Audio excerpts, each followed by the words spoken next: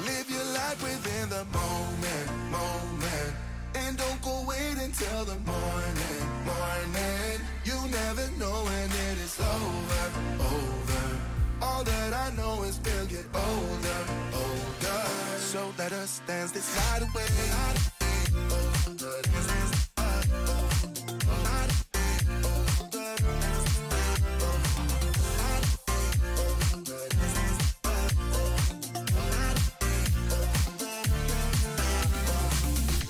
Bonsoir à tous les amis, je suis très heureux de vous retrouver en direct pour ce podcast édition numéro 2 depuis le retour du podcast. On va encore une fois aborder ce soir de très nombreux sujets. On va parler évidemment de Stone Cold Steve Austin avec cette news qui est tombée dans la semaine avec un potentiel match, un nouveau match pour Stone Cold. On va voir ce qu'en pensent les chroniqueurs, on va passer un très bon moment tous ensemble. Mais avant ça, je tiens déjà à remercier bien les abonnés, hein, tous les subs encore, parce que le train de la hype est déjà en marche sur Twitch. Merci à tous les amis. Je tiens à remercier entre autres JB qui a renouvelé son abonnement, notre modo de longue date. Merci à toi mon JB. D'ailleurs on va compter sur toi encore ce soir pour nous lancer des petits sondages et faire participer tout le monde. Merci à tous qui sont déjà présents. Vous avez l'air d'être déjà assez nombreux ce soir. Vous êtes revenus pour cette deuxième édition, ça nous fait très plaisir. Merci à vous tous les amis. Je vais vous présenter encore une fois les chroniqueurs qui vont m'accompagner durant ce podcast. Ils sont là, ils sont frais, ils attendent patiemment. Premièrement, je dois le dire, hein, les amis, il y a le petit faillot de la bande, Louis. Hein, je dois vous raconter ce qui s'est passé. Juste avant, hein, attends, Louis, on va raconter quand même, juste avant l'édition de cette édition du podcast, j'ai envoyé ce soir un petit snap à tous les chroniqueurs en leur disant, voilà, j'ai hâte, le podcast ce soir. Ils m'ont tous répondu, ouais, moi aussi, j'ai super hâte, etc. Et il y en a un seul dans le lot qui m'a envoyé une photo de ses fiches et qui me dit ouais je sais, je suis en train de préparer mes fiches. C'est le seul, c'est Louis. Bonsoir Louis. Bah bonsoir tout le monde. Écoute, j'attends mon chèque, donc du coup je veux montrer que je suis digne, totalement digne pour être dans cette émission. Et je veux aussi montrer, comme ça fait longtemps que je regarde pas de catch, j'essaye de suivre cette cadence et un univers du catch qui ne fait que bouger. Donc mes fiches, je les prépare pour travailler le chroniqueur, on va dire. Et non, un programme très intéressant. Franchement, très content de pouvoir assister à cette deuxième émission du podcast. Et puis j'ai hâte. Voilà. Bonsoir tout le monde. Eh ben merci à toi Louis. J'en profite également pour remercier notre ami Fabiche hein, qui nous a déjà envoyé 1000 bits. Je crois d'ailleurs qu'il est encore champion. On va regarder ça ensemble. Regardez notre Fabiche. Il est détenteur de la mallette Sub in the Bank. Il est également le Beats Champion. Merci à toi mon Fabiche. Je vais enchaîner avec une autre présentation. On va enchaîner avec Hugo. Bonsoir Hugo, comment vas-tu? Notre Paris 316, t-shirt d'actualité en plus. Salut Axel, salut tout le monde et super heureux d'être là à nouveau ce soir avec des sujets vraiment intéressants à aborder ce soir, donc ça va être plus que sympathique. Eh ben merci à toi. Ensuite avec nous on a quelqu'un qui a eu des petits problèmes techniques ce soir, on va pas se mentir, on a eu un petit peu de retard hein, mais on lui en veut pas parce qu'il nous a préparé une super chronique encore ce soir, on a hâte de la voir, c'est notre ami Jacques. Salut Axel, salut à tous. Franchement, j'ai pas du problème technique, hein, c'est juste que je voulais pas être là pour la chronique. Hein. D'accord, merci Jacques, hein, on retient. Et enfin, pour terminer, et je voulais absolument garder le meilleur pour la fin. Là, il a la pression, je vous le dis, hein, parce qu'il nous a, en fait, juste avant qu'on parte en live, il nous a dévoilé un petit talent caché. Et j'ai même pas envie de le décrire. J'ai envie que les abonnés le découvrent en direct. Alors, Flavien, bonsoir Flavien. Salut les gars, c'est Flavien, comment ça va, c'est Titeuf. Bienvenue sur le podcast et j'espère que vous avez passé une bonne soirée les copains. Et les amis, on est d'accord que c'est exceptionnel. J'étais obligé. Non mais cette imitation de Titeuf est exceptionnelle. Ah j'adore. Non mais là c'est tout ça pour vous dire les amis qu'on va vraiment passer de très bons moments tous ensemble avec cette nouvelle saison du podcast. J'ai hâte hein, qu'on les enchaîne de semaine en semaine. J'ai hâte de vous retrouver également vous les amis de semaine en semaine sur le chat. Merci à tous ceux qui sont présents, les habitués hein, comme d'habitude. Sushi qui est encore avec nous, JB 067200, Marcus, Guld Zedman également, Proxima qui est là aussi depuis le début. Merci à tous les amis, ça nous fait plaisir. Et je vous propose de commencer ce programme dès maintenant, puisqu'on a un programme très chargé comme je vous l'ai dit. Et on va commencer dès maintenant avec une nouvelle rubrique qu'on n'a pas encore eu l'occasion de voir la semaine dernière. Ce sont les news de la semaine, c'est parti.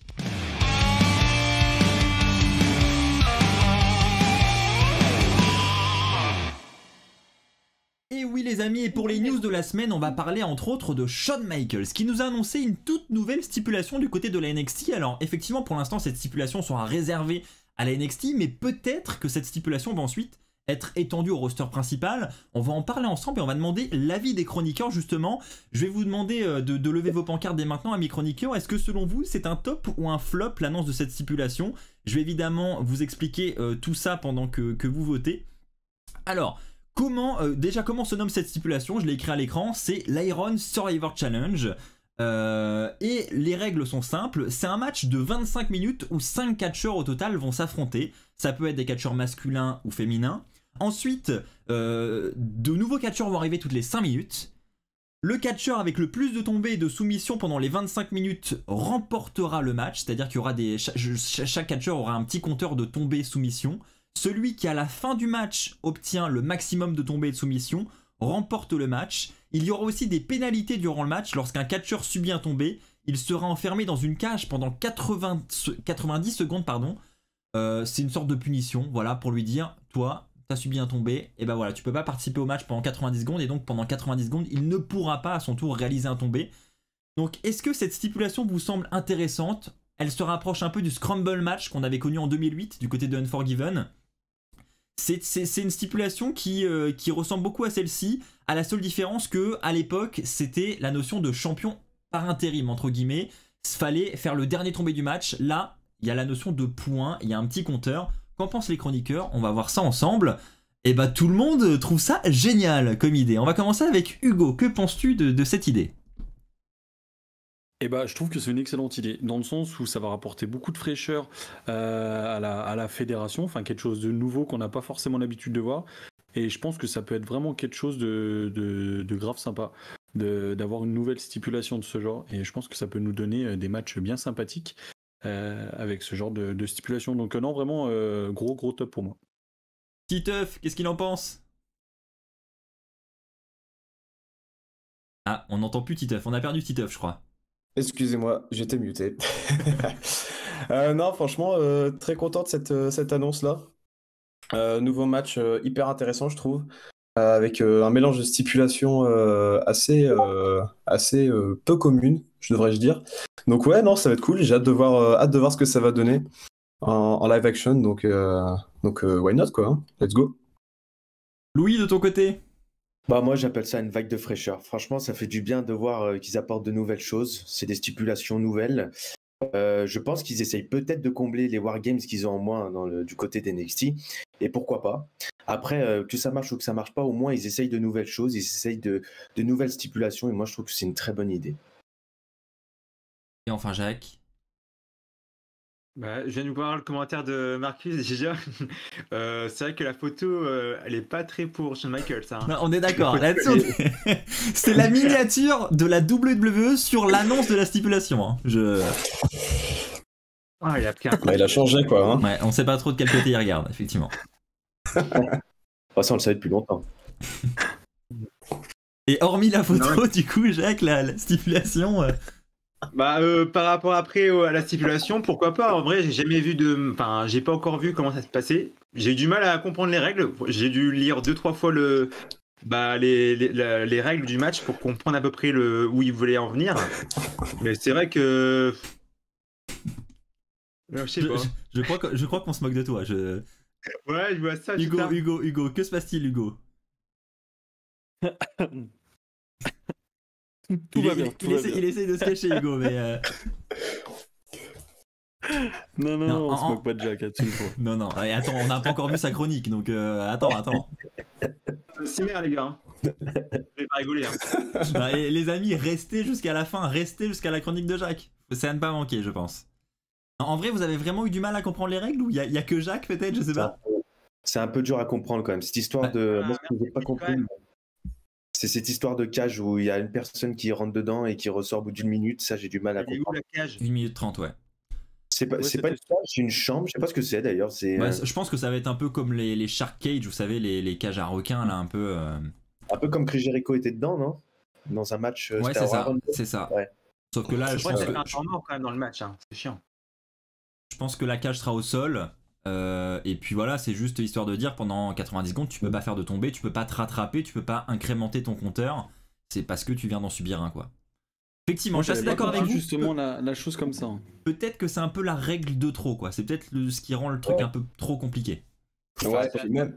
Moi, je trouve que il y a pas forcément besoin de ça pour justement que le catcheur se repose entre guillemets, puisque au final, il peut tout simplement se sortir du ring puisqu'il n'y a pas de tombée à l'extérieur. Donc dans la logique des choses, normalement, bah c'est pas forcément hyper utile, quoi. Mais pourquoi pas, hein, après, hein. C'est vraiment pour faire un mix, je pense, de toutes ces d'Elimination Chamber, d'Iron Man, enfin plein de choses comme ça. Donc ouais, je sais pas trop. Mais là où je souligne ton point de vigilance, c'est notamment cette cage. Faut pas que, en plein milieu d'un match, ça peut casser un rythme. Donc il faut faire attention avec ça aussi. Faut pas que ça entrave trop non plus la qualité du match. Faut être vigilant. Je pense, ouais, après, ouais, je suis pas trop inquiet, moi, sur le rythme du match, parce que je pense pas qu'il y aura une grosse mise en scène autour de la cage. Je pense que ça va aller assez vite. Enfin, honnêtement, je pense qu'il faut le voir. Hein, je pense qu'il faut qu'on soit un petit peu patient, qu'on voit ce que ça donne et peut-être qu'on va adorer. Moi perso, je faisais partie de ceux qui adoraient le Scramble match. Hein. Le concept du Scramble, j'adore et je comprends pas qu'ils en fassent pas d'autres d'ailleurs. Je trouvais ça génial. Je sais pas si vous en rappelez un petit peu de ces Scramble match, mais moi j'adorais. Bon, ça a l'air de vous emballer. Après, non, mais je vous rejoins dans le sens où c'est vrai que comme Jacques, j'ai eu un petit peu de mal quand même au début à comprendre un petit peu certains points de la stipulation. Après, très clairement, moi je vois ça. Pas forcément comme un match, les Shark match là ou les Shark Cage. Je vois plus ça peut-être du style une cage Elimination Chamber où en fait la prison entre guillemets c'est vraiment au lieu d'avoir des chambres, c'est vraiment en gros un enclos entre guillemets tout autour du ring et qu'on ait vraiment que le ring au centre et toute la prison qui soit autour, quoi. Que ça soit vraiment vraiment une grosse cage autour du ring. Et qu'on ait quelque chose de différent et d'innovant. Mais je pense qu'après on peut quand même avoir des points sympas, des actions dans le match vraiment sympas avec une cage comme ça. Enfin du moins avec ce type de stipulation et les 90 secondes de pénalité. Assez d'accord avec vous les gars. Du côté du chat, alors déjà on va remercier Fabiche encore hein, qui maintient son statut de champion et de détenteur de la mallette. Merci beaucoup Fabiche pour les 5 subs à la commu. Merci pour Marcus, Erika, Lorraine également, Dooper et Sylvain. Ça fait extrêmement plaisir. Je voulais relever la réaction de Gouldzman notamment qui nous dit la WWE n'a pas besoin de nouvelles stipulations. Alors comme quoi les avis sont partagés. Il y en a qui aiment bien rester avec ce qu'on a déjà et que voilà, il y en a certains qui pensent que c'est peut-être la stipulation de trop et qu'on ajoute, on complexifie peut-être un petit peu les règles alors qu'on n'en aurait pas forcément besoin. Donc les avis divergent vraiment. D'autres réactions qu'on a pu lire sur le chat, Marcus qui nous dit j'aime les nouveautés, celle-ci me hype bien, j'espère que les règles seront plus lisibles quand le match aura lieu. Je suis assez d'accord avec lui, hein. Je pense que quand on verra le match on se dira ouais finalement c'est pas si compliqué que ça. Je pense que je vous aurais lu les règles de l'Elimination Chamber match par exemple sans que le match ait eu lieu. C'est pareil, on se dit voilà, c'est quoi cette histoire de mecs qui sont enfermés dans des cages au bout de tel temps ils sont relâchés, etc. Ça peut paraître complexe et peut-être qu'au final on va être très surpris. Tout à fait. En tout cas, les amis, c'était le seul point que je voulais voir avec vous pour ces news de la semaine. Je voulais revenir avec vous absolument sur cette nouvelle stipulation que je trouvais intéressante. Et je vous propose de passer sans plus tarder au débat de la semaine. Et on va parler dès maintenant de Stone Cold Steve Austin. Vous allez voir ça. C'est parti, le débat de la semaine.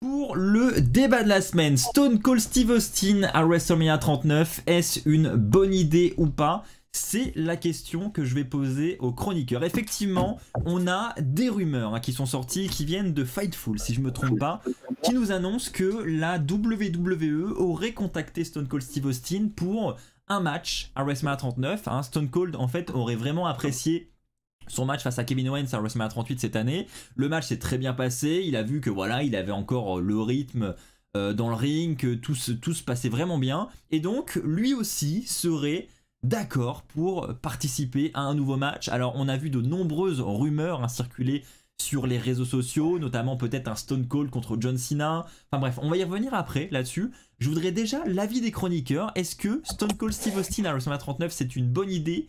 Oui ou non? Je vous laisse voter avec vos petites pancartes. Moi aussi je vais voter.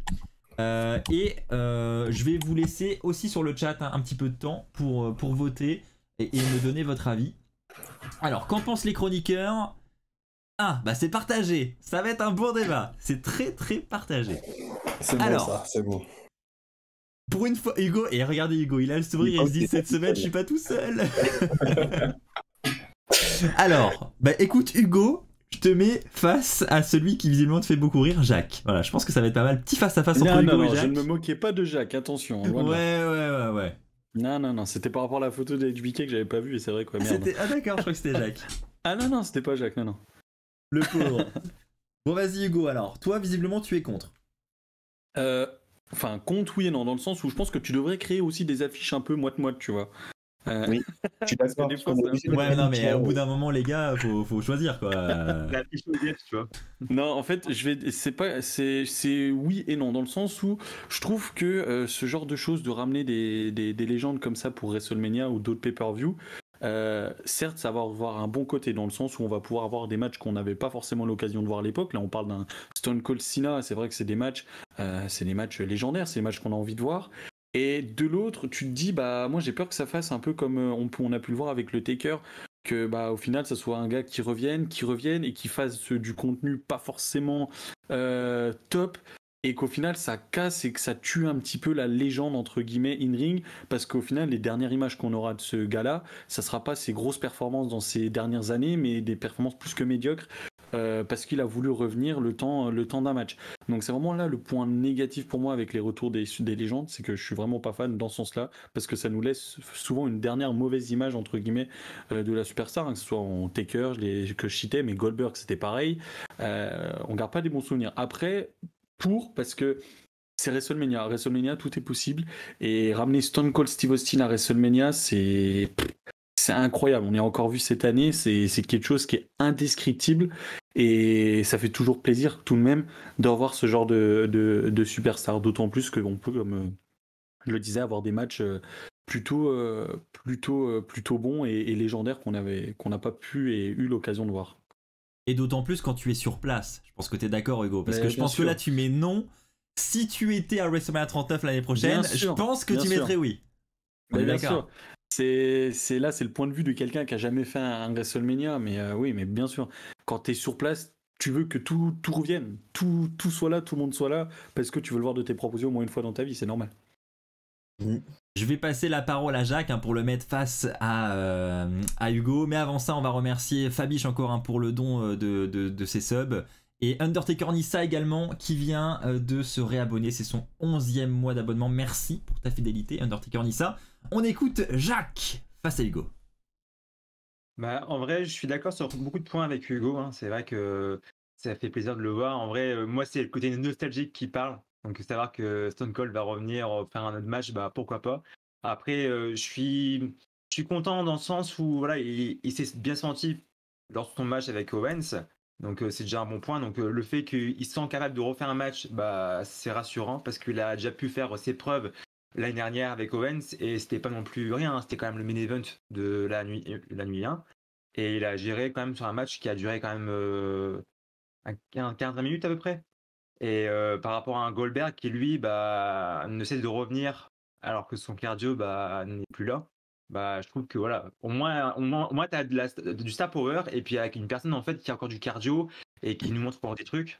Bon, après certes il y a quand même des moments où dans le match, tu vois, quand il prend des bumps et tout, tu te dis bah t'as quand même mal pour lui, tu te dis putain, il va encore se blesser, un truc comme ça. Donc t'as cette crainte, tu vois, du premier match.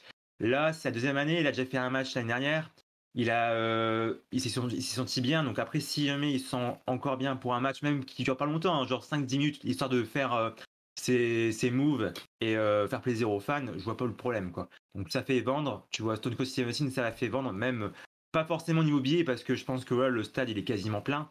Mais au niveau merch, bah t'es bien, quoi. Et ça fait parler sur une carte. Si jamais ils peuvent le mettre face à un petit jeune pour le mettre en avant, tu vois, même tu contre un théorie ou autre, bah pourquoi pas, tu vois, si ça peut l'aider, bah autant le faire. Je suis contre, tu vois, je suis contre l'idée d'un John Cena par exemple contre Austin, parce que je vois pas l'intérêt du match, vraiment.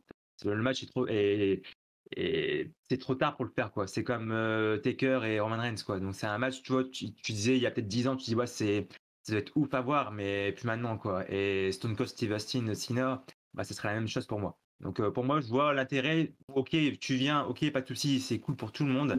Mais dans ce cas-là, tu affrontes un gars, tu vois, pour le pusher et puis le mettre en avant. Alors, de ton côté, Flavien, en quoi tu n'es pas d'accord avec Jacques?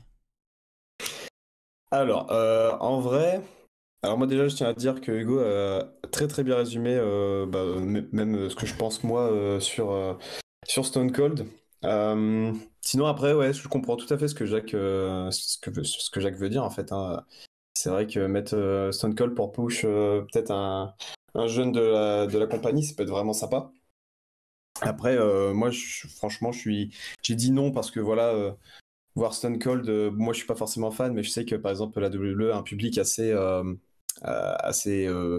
public assez vieux en soi, hein. Il y en a beaucoup de la génération des années 90 qui sont encore présents aujourd'hui. Et je pense que ça fait ramener beaucoup de monde, donc c'est un super point pour la WWE. Ça va faire plaisir à énormément de personnes.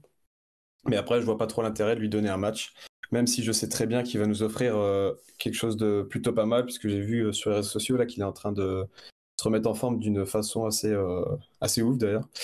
Donc ouais, pourquoi pas en vrai, mais ouais, je reste sur mon avis, je suis comme Hugo quoi.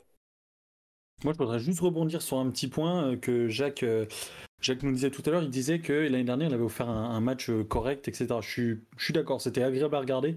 Mais faut pas oublier, c'est Marcus qui disait ça dans le chat. Faut pas oublier que c'était un match sans disqualification. Donc les matchs sans disqualification, ça te permet entre guillemets de casser un rythme et de pouvoir, je dis bien entre guillemets, avoir plus de temps que un match simple où il faut que ça soit dynamique, que tu aies de l'action, etc. Là, Oui, un alors, match sans disqualification, certes c'est physique, attention, hein, ça c'est loin de critiquer tout ça, mais je pense que t'as peut-être plus de temps pour récupérer sur un match sans disqualification.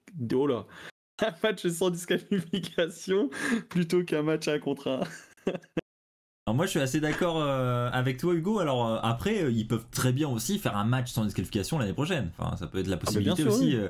peut-être même que ce sera un match par équipe. Moi je suis pas trop fan des matchs par équipe, honnêtement je préfère avoir un contre 1 avec une stipulation qui lui permet de reprendre son souffle etc qu'un match par équipe. Mais moi le match par disqualification, si on a la même chose que cette année, ça me dérange absolument pas. Enfin moi j'ai adoré ce qu'ils ont fait avec lui cette année, perso. On va passer la parole à Louis et après je vais vous poser une petite question. C'est très intéressant parce que vous émettez tous des points de vue et puis différents. Parce que toi, Axel, tu es le fan qui vit les WrestleMania et qui voit en vrai. Donc c'est sûr que c'est pas pareil. Mais forcément, moi je vois par exemple Steve Austin dans un match à WrestleMania, je me dis j'achète. J'ai envie de voir si je viens à WrestleMania, j'ai envie de voir Steve Austin. Steve Austin, c'est une légende. S'il y en a qui ont le network ou des DVD sur l'histoire de Steve Austin, je vous les conseille. Qui ne connaissent pas forcément, il y en a qui connaissent pas forcément la carrière de Steve Austin et c'est juste une carrière incroyable, c'est un mythe, c'est une légende, c'est passionnant et le problème c'est que faire revenir cette légende qui s'est écartée des rings pendant autant d'années, c'est à double tranchant. Et Hugo, t'as fait souligner l'histoire de Goldberg, mais c'est un peu le typique exemple, le typique archétype en fait de ce genre de retour où ça peut être parfois à double tranchant. Et alors personnellement, j'ai revu le match parce que je ne l'avais pas vu, le match de Steve Austin contre Kevin Owens. Il a eu la chance de tomber sur un Kevin Owens qui arrive à faire briller les catcheurs contre qui il affronte. Mais c'est vrai que moi, honnêtement, je ressens l'âge. On ressent l'âge. Après, Steve Austin, il connaît son corps, hein, c'est un ancien athlète. Mais je suis pas pour. Vraiment, je suis pas pour avoir un match où on fait revenir une légende qui, au final, je pense que on devrait plus la laisser sur ce statut de légende. Et c'est comme ça qu'il nous a marqué les esprits. Et le faire revenir, ça risque peut-être un petit peu de... J'ai pas envie de dire que ça peut tout gâcher, parce que c'est pas le cas. Je pense que tout le monde se souviendra de sa carrière. Mais que ça risque au moins un peu de salir cette fin de carrière qui pourtant est partie avec brio, quoi. Donc ça serait dommage, je trouve. Tu gardes cette dernière image qui est pas forcément bonne, quoi. Bah, c'est ça en fait. C'est les gens Moi, je pense à Goldberg en fait. Les gens se souviennent de la carrière. C'est là où vous êtes Goldberg. dur, je trouve. C'est là où vous êtes dur parce que je trouve que. Alors après, effectivement, je suis peut-être influencé par le fait que j'étais sur place, mais je trouve que franchement, le match de Steve Austin cette année, c'est loin d'être dégueulasse et c'est loin d'être regardable. Enfin, moi j'ai envie de comparer ça un peu à un Goldberg ou un Kurt Angle. Honnêtement, Kurt Angle, sa fin de carrière sur le ring, il me faisait vraiment de la peine, le pauvre. Là, on voyait qu'il était pas bien physiquement, il souffrait. Enfin, limite, on voulait abréger ses souffrances, on avait envie de lui dire, franchement, arrête, là, c'est bon. Steve Austin, là, il était quand même en sacrée forme. On regarde en fait, moi je regarde les moves qu'a fait en fait Steve Austin pendant ce match. Il a fait des prises intéressantes, il a fait des moves intéressants. Bon, il a bu de la bière aussi, hein, dont il recrache la moitié. Mais c'est des moves qu'il pourrait faire sans faire ce statut de match. Hein. Steve Austin, c'est cool de le voir arriver et on l'a vu à plein de WrestleMania faire ses petits trucs sympas et tout ça. C'est des WrestleMania moments qui sont très intéressants et je comprends pas pourquoi le mettre sous un format de match. Gardons-le sur un petit échange. Hop, ça part en vrille. Stone Cold Stunner, je bois de la bière et c'est la fête. Eh ben écoutez, on va regarder. Ouais. Vas-y Hugo, si tu veux ajouter quelque chose. Non, c'était juste rebondir une dernière fois où quand tu disais peut-être que tu étais influencé sur le fait que tu sois là-bas, je pense que ça joue. Certes, mais si tu prends ne serait-ce que deux gros exemples dernièrement, tu prends le Taker et tu prends Goldberg. Enfin, quand tu vois le match de Goldberg à SummerSlam contre Ziggler, ou même contre le Fiend et tout, ou même contre Lesnar, tu te dis, wow, ça fait mal de voir ça. Taker, on n'en parle pas. Tu vois, je ne sais plus à quel SummerSlam c'est qui finit. Il a même pas le temps de remonter la rampe qui tombe. Ouais. Tu te dis, les gars, ils sont en train de se tuer et ça fait mal de les voir comme ça. Moi, je suis d'accord avec vous pour les exemples que vous citez. Mais là, moi, je trouve que Steve Austin. Oui, mais parce qu'on a vu qu'un match. Oui, mais peut-être que sur une accumulation, on va. Mais on parle d'un deuxième match, on parle pas non plus d'un retour d'une carrière de Stone Cold. Oui. Alors je vous affiche le sondage avant qu'il soit trop tard. Je crois qu'il est déjà trop tard. Donc est-ce une bonne idée? Le chat a voté à 93%. Oui, c'est une bonne idée. Donc globalement, ils sont plutôt en accord avec Jacques et moi-même. J'ai cependant d'autres questions à vous poser parce que j'ai vu des réactions intéressantes sur le chat. J'ai vu, alors je suis désolé, j'ai peut-être perdu le message, mais j'ai vu quelqu'un qui disait, franchement, si c'est pour voir Stone Cold Steve Austin affronter Baron Corbin par exemple, grosse flemme. Alors je voudrais votre avis là-dessus, justement les chroniqueurs. Quand on ramène une légende comme ça à la WWE, est-ce que vous êtes plutôt d'avis à organiser des grosses têtes d'affiche ou plutôt d'avis à mettre en avant les jeunes? Je vais vous donner un exemple concret. Est-ce que vous êtes pour un Stone Cold Steve Austin contre Baron Corbin? Ou est-ce que vous êtes pour un Stone Cold Steve Austin contre John Cena? Vous voyez ce que je veux dire? D'un côté, on a une grosse tête d'affiche qui va clairement faire vendre. Stone Cold Steve Austin, Baron Corbin, il reste Steve Austin, donc ça va faire vendre aussi. Mais on va pas se mentir, sur le papier, ça n'a pas la même gueule. Alors, qu'est-ce que vous en pensez? Louis, tu m'as l'air inspiré. Quel est ton point de vue là-dessus? Mon point de vue. Je pense que si on amène une légende sur une affiche, c'est pas pour le mettre. Alors, on parlera tout à l'heure de Baron Corbin et vous verrez très vite ce que j'en pense. Mais c'est pas pour le mettre face à un catcheur de cette ampleur. Pour moi, c'est si on met une légende de ce prestige, c'est pour le mettre dans un grand match. Je pense qu'un catcheur qui a besoin de se développer n'a pas besoin d'une légende, n'a pas forcément besoin d'une légende. Et je rebondis sur un commentaire qui s'appelle, d'ailleurs, c'est Gulzeman, j'espère que j'écorche pas ton prénom, qui soulignait que les légendes enterrent les futurs de la WWE. Alors c'est ton point de vue et je peux être d'accord avec certains points. Et je pense que dans l'histoire de la WWE, il y a des choses qui ont montré. Mais je pense qu'ils ont tellement tout prouvé, ce sont tellement des catcheurs hors normes qu'ils peuvent gagner contre n'importe qui. La personne qui va perdre face à lui n'est pas obligée d'être des push. Mais quitte à ramener une légende, faites-le bien et mettez un match contre une grande superstar. Moi, je pense à la première affiche de WrestleMania 28, John Cena contre The Rock. Ça avait de la gueule. On ramenait The Rock, l'affiche, elle marchait super bien. Voilà. Est-ce que quelqu'un n'est pas d'accord avec Louis? Jacques, vas-y, on t'écoute. En fait, je rejoins quand même Louis sur ce qu'elle a dit. Hein. Je ne vais pas dire le contraire. Après, je pense que l'idée de mettre une jeune superstar à côté, ça peut être pas mal. Si ça peut, par exemple, Baron Corbin, imaginons, c'est lui. J'espère pas, mais imaginons que c'est lui. Si sur le long terme, en fait, ils ont des projets pour lui derrière ce match-là et qu'ils mettent de la hit sur lui. voilà, tu le mets vraiment en heel, vraiment qui te comment dire, qui crache sur Stone Cold Steve Austin, qui l'injure, etc. Tu vois en plein match, qui a de l'intensité. La foule va vraiment, il y a vraiment une réaction de la foule derrière ça, et je pense que c'est que du bien pour lui, quoi, pour sa carrière. Ça peut que l'aider, et il aura vraiment un impact sur son personnage. Et derrière, s'il y a des bons plans derrière, voilà, ils veulent peut-être le remettre en main event, etc. Bah, dans ce cas-là, au moins, ça sera justifié. Donc c'est vraiment, voilà, s'ils le mettent sur un jeu, autant le faire, mais sur le long terme, parce que Baron Corbin, Angle, ça a bien rien. Hein, franchement, ils l'ont mis, il a gagné. Au final, derrière, il n'y a pas eu de suite vraiment de projet. Donc, du coup, la victoire n'a servi strictement à Puis rien. personne n'a compris aussi, on va pas se mentir. Hein. Le cas Baron Corbin, honnêtement, à ce moment-là, tout le monde s'attendait à John Cena et tout le monde a été déçu. Donc, avant que le match ait lieu, déjà, tout le monde se disait ça va être de la merde. Donc, déjà, ça partait très mal. Mais après, si tu as une bonne rivalité et puis déjà une bonne promo avant Mania avec Corbin, par exemple, et Stone Cold, bah en vrai, pourquoi pas, quoi. Si ça peut l'aider, pourquoi pas. Après, le match sur le papier, je remercie Undertaker Nissa qui vient d'offrir un sub de niveau 1 à Doc officiel et qui devient donc notre nouveau sub in the bank. Merci beaucoup Undertaker Nissa. Donc pour revenir au débat, une question qu'on peut se poser aussi, c'est ça dépend aussi du résultat du match. Donc affronter une jeune superstar, ok, mais si c'est pour que la superstar remporte le match, ça peut être intéressant pour la jeune superstar. Après, si c'est pour effectivement faire gagner Stone Cold Steve Austin parce que ça reste une méga star et parce que il ne faut pas décrédibiliser Stone Cold, bah c'est vrai que au final, plutôt que de mettre en avant des jeunes talents, même si ils sont sur le devant de la scène parce qu'ils sont face à une légende, ils enchaînent quand même un tombé à WrestleMania. Donc quel est votre point de vue là-dessus, Hugo? T'en penses quoi, toi? Est-ce une bonne idée de mettre des jeunes talents face à des légendes comme Stone Cold? Et bah toujours pareil, enfin oui et non, mais là pour le coup je penserais plus sur la catégorie non, dans le sens où tu vas, admettons, je sais pas moi, tu mets une jeune superstar, ouais, on va prendre Theory en ce moment qui est en vogue. Tu prends Theory, le mec il va gagner contre Stone Cold, il va avoir la victoire de sa carrière, c'est clair net. Par contre pour Stone Cold à l'inverse, c'est ça, tu te dis bah tu peux te poser la question, enfin, est-ce que les officiels lui pisseraient pas dessus entre guillemets en lui faisant prendre un tombé par un gars qui vient de débarquer, tu vois, avec la carrière qu'il a. Donc t'as ce point de vue là, mais t'as aussi le point de vue où bah, pour la superstar justement en question, la jeune superstar, ça peut être un tremplin de l'enfer.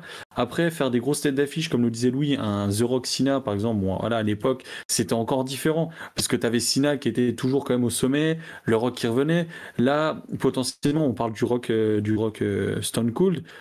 Bah, tu fais revenir de superstars, donc c'est encore différent. C'est vraiment, je pense qu'il faudrait peut-être un juste milieu. Pas forcément un Corbin, parce que comme disait Jacques, le Corbin Angle, j'ai aucun souvenir de ce match, très clairement. Mais je pense que voilà, faut un juste milieu, mais n'empêche que je suis pas forcément fan, comme je le disais tout à l'heure, de faire revenir des légendes, parce que on est toujours face à des cas de figure différents.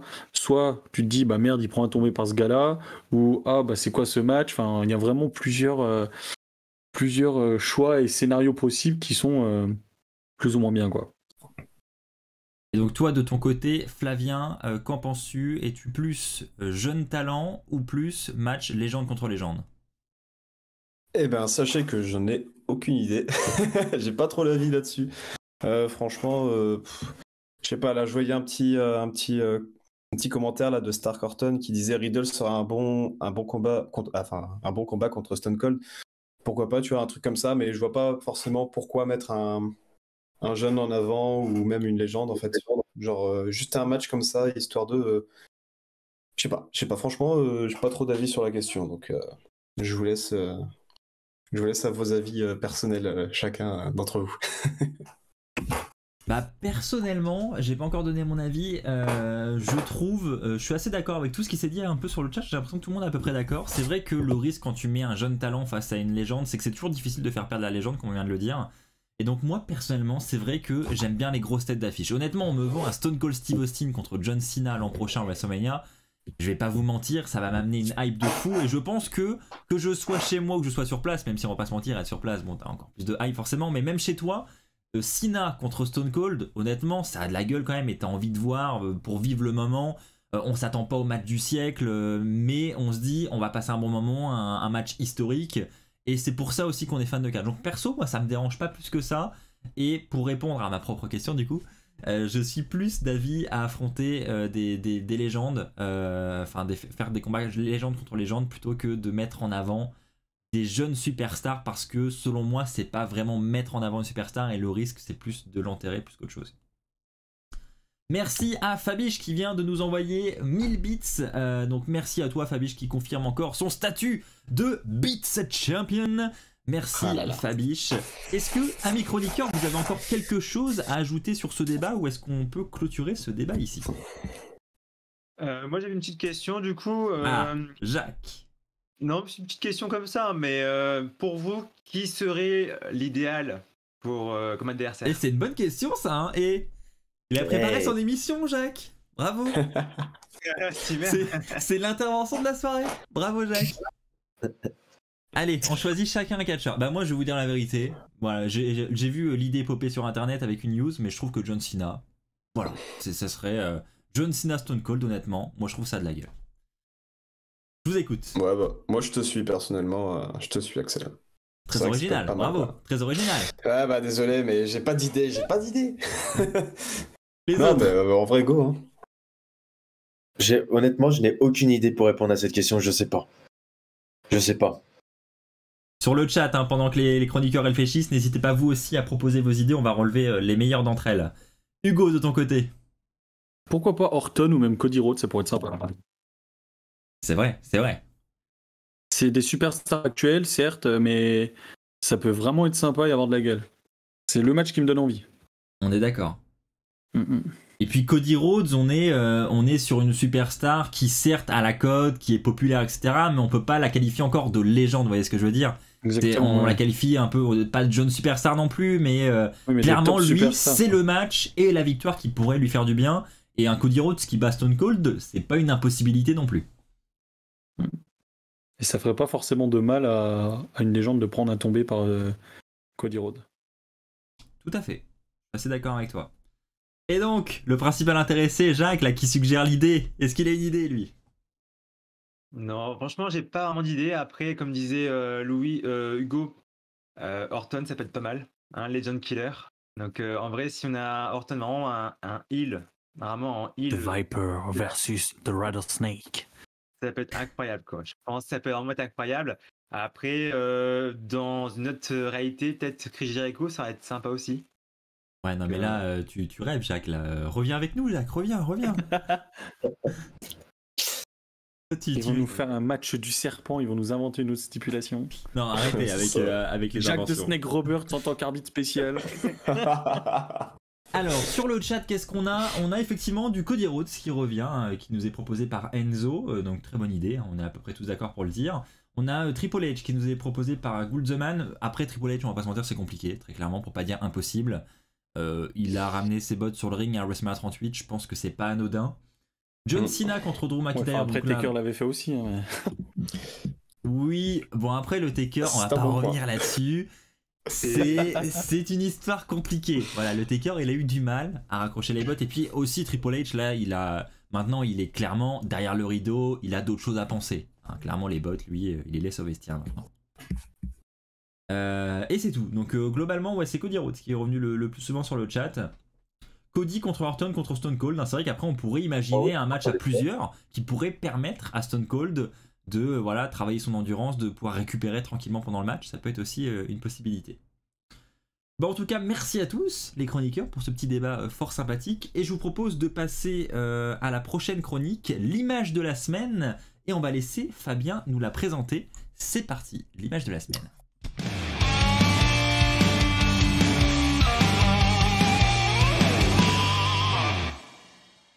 L'image de la semaine, la voici les amis. C'est Randy Orton qui a été pris en photo par sa femme, Kim Orton. C'est elle qui a posté la photo sur Instagram. Je laisse notre ami Flavien nous en parler. Yes, tout à fait. Alors, je vous remets un petit peu dans le contexte de Randy Orton, puisque je pense qu'après tout le monde est au courant de ce qui se passe en ce moment. Mais Orton, il y a quelques mois, donc c'était au mois de mai, il a commencé donc quand il était champion de Raw en tag team avec Riddle pour OK Bro. Randy Orton malheureusement a commencé à se blesser au dos. C'est vrai que 42 ans, ça commence à faire. Et puis, bon, une carrière avec le choix du RKO en finisher, c'est peut-être pas la meilleure des décisions qu'il ait faites de sa vie. Mais bref. Et donc, en mai, donc, il avait une petite opération. Et donc, on l'avait vu pendant quelques semaines qu'il n'avait pas été présent sur les différents shows. Et donc, en mi-juin, après avoir perdu ses titres, donc par équipe Raw, face à The Usos, on l'a vu disparaître des écrans, tout simplement parce qu'il s'est vraiment vraiment bien blessé le dos. Donc voilà, la WWE nous avait pas forcément donné de news sur la question, sur qu'est-ce qu'il avait réellement. Donc là, on a eu une petite photo donc, de Kim Horton, donc sa femme, qui a mis cette photo sur Instagram pour fêter leurs 7 ans d'union. Donc en plus, c'est beau, quoi. On voit Horton magnifique avec une petite tête.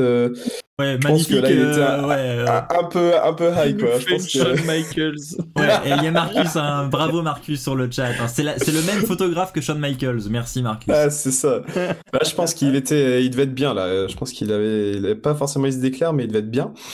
Mais voilà, du coup, donc cette photo a été prise donc à Birmingham, dans l'Alabama.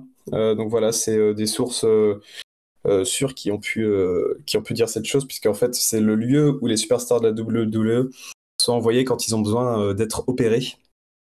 Donc voilà, donc là on a cette magnifique photo, et donc on aurait pu espérer revoir Randy sur nos écrans d'ici la fin 2022, mais je pense qu'on va devoir encore être extrêmement patient, ouais. Parce que je pense que ça, le dos, ça se guérit pas si rapidement, quoi. Donc voilà, donc petite update. On sait qu'il a été opéré, donc c'est cool. Maintenant, à voir la suite, quoi. Effectivement, ce que j'allais dire en conclusion, hein, c'est que ce qu'on peut en conclure de cette photo, c'est qu'on est nombreux à attendre le retour de Horton. Ça fait déjà un petit moment qu'il nous manque. En tout cas, je parle personnellement. Et quand on voit cette photo, on se doute qu'il sera pas de retour demain, quoi. Donc, il va falloir être un peu patient. On espère qu'il sera là, notamment pour WrestleMania. Amis chroniqueurs, que pensez-vous de cette absence de Randy Orton? Est-ce qu'il vous manque à tous? Après, attention, qui nous dit que la photo elle a été prise là ces derniers temps. Toi tu fais partie. Hugo et Jacques, voilà. Donc là, ça serait un coup de poker de la part de. Non, je pense même pas forcément un coup de poker, ça se trouve juste une coïncidence. Elle a trouvé, je sais pas, une connerie, mais tu vois, tu retrouves une photo rigolote pour fêter tes 7 ans d'union, et tu dis tiens, là au moment où il était shooté au max sur son lit d'hôpital, et tu balances ça, et au final forcément ça fait spéculation, ça fait parler de toi, et puis voilà.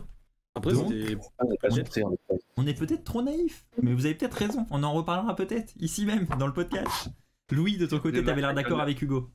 Ah bah moi je trouve que j'étais bravo Hugo, encore une fois pour ton analyse. Non mais Louis, il faut que t'arrêtes. Hein. Ouais. Ça commence à se voir. Bien évidemment, Horton, c'est un catcheur qui manque à beaucoup de monde. Mais bon, hein, comme tu disais, 42 ans, le dos, ça se répare. Mais bon, ça reste toujours un peu un sujet compliqué, comme certaines parties du corps. Quand on est blessé, après, pour se rétablir, c'est un peu plus compliqué. Mais bon, écoutez, qu'il se repose, c'est important aussi. Être catcheur, c'est aussi avant tout prendre soin de son corps. Ils prennent beaucoup de coups. On a beau dire que c'est pas vrai, ils prennent quand même des coups, faut pas croire. Et comme tu disais Flavien, un RKO, on tombe sur le dos, ça fait mal. Donc, un RKO, on tombe sur le dos. Ah, oui. Pas mal. Jacques. Tout est dit, hein, je crois. Hein. J'ai rien à ajouter. Très bien. Et Jacques, c'est ta soirée, je crois. Prépare-toi, hein. Il reste plus qu'une séquence et après c'est ton tour. J'ai hâte. Et on t'attend tous au tournant ici. Hein. Les chroniqueurs et les gens sur le chat. Ils ont déjà préparé les vannes. Oh. Ah, on a hâte. Il nous fait du teasing en plus. Écoutez les amis, je vous propose de passer sans plus attendre à la prochaine séquence. On va revenir sur ce qui s'est passé à Raw cette semaine. Un Raw plutôt intéressant. On attendait des réponses la semaine dernière lors du dernier podcast. On en a eu cette semaine avec Raw. On va analyser tout ça. C'est parti, le retour sur Raw.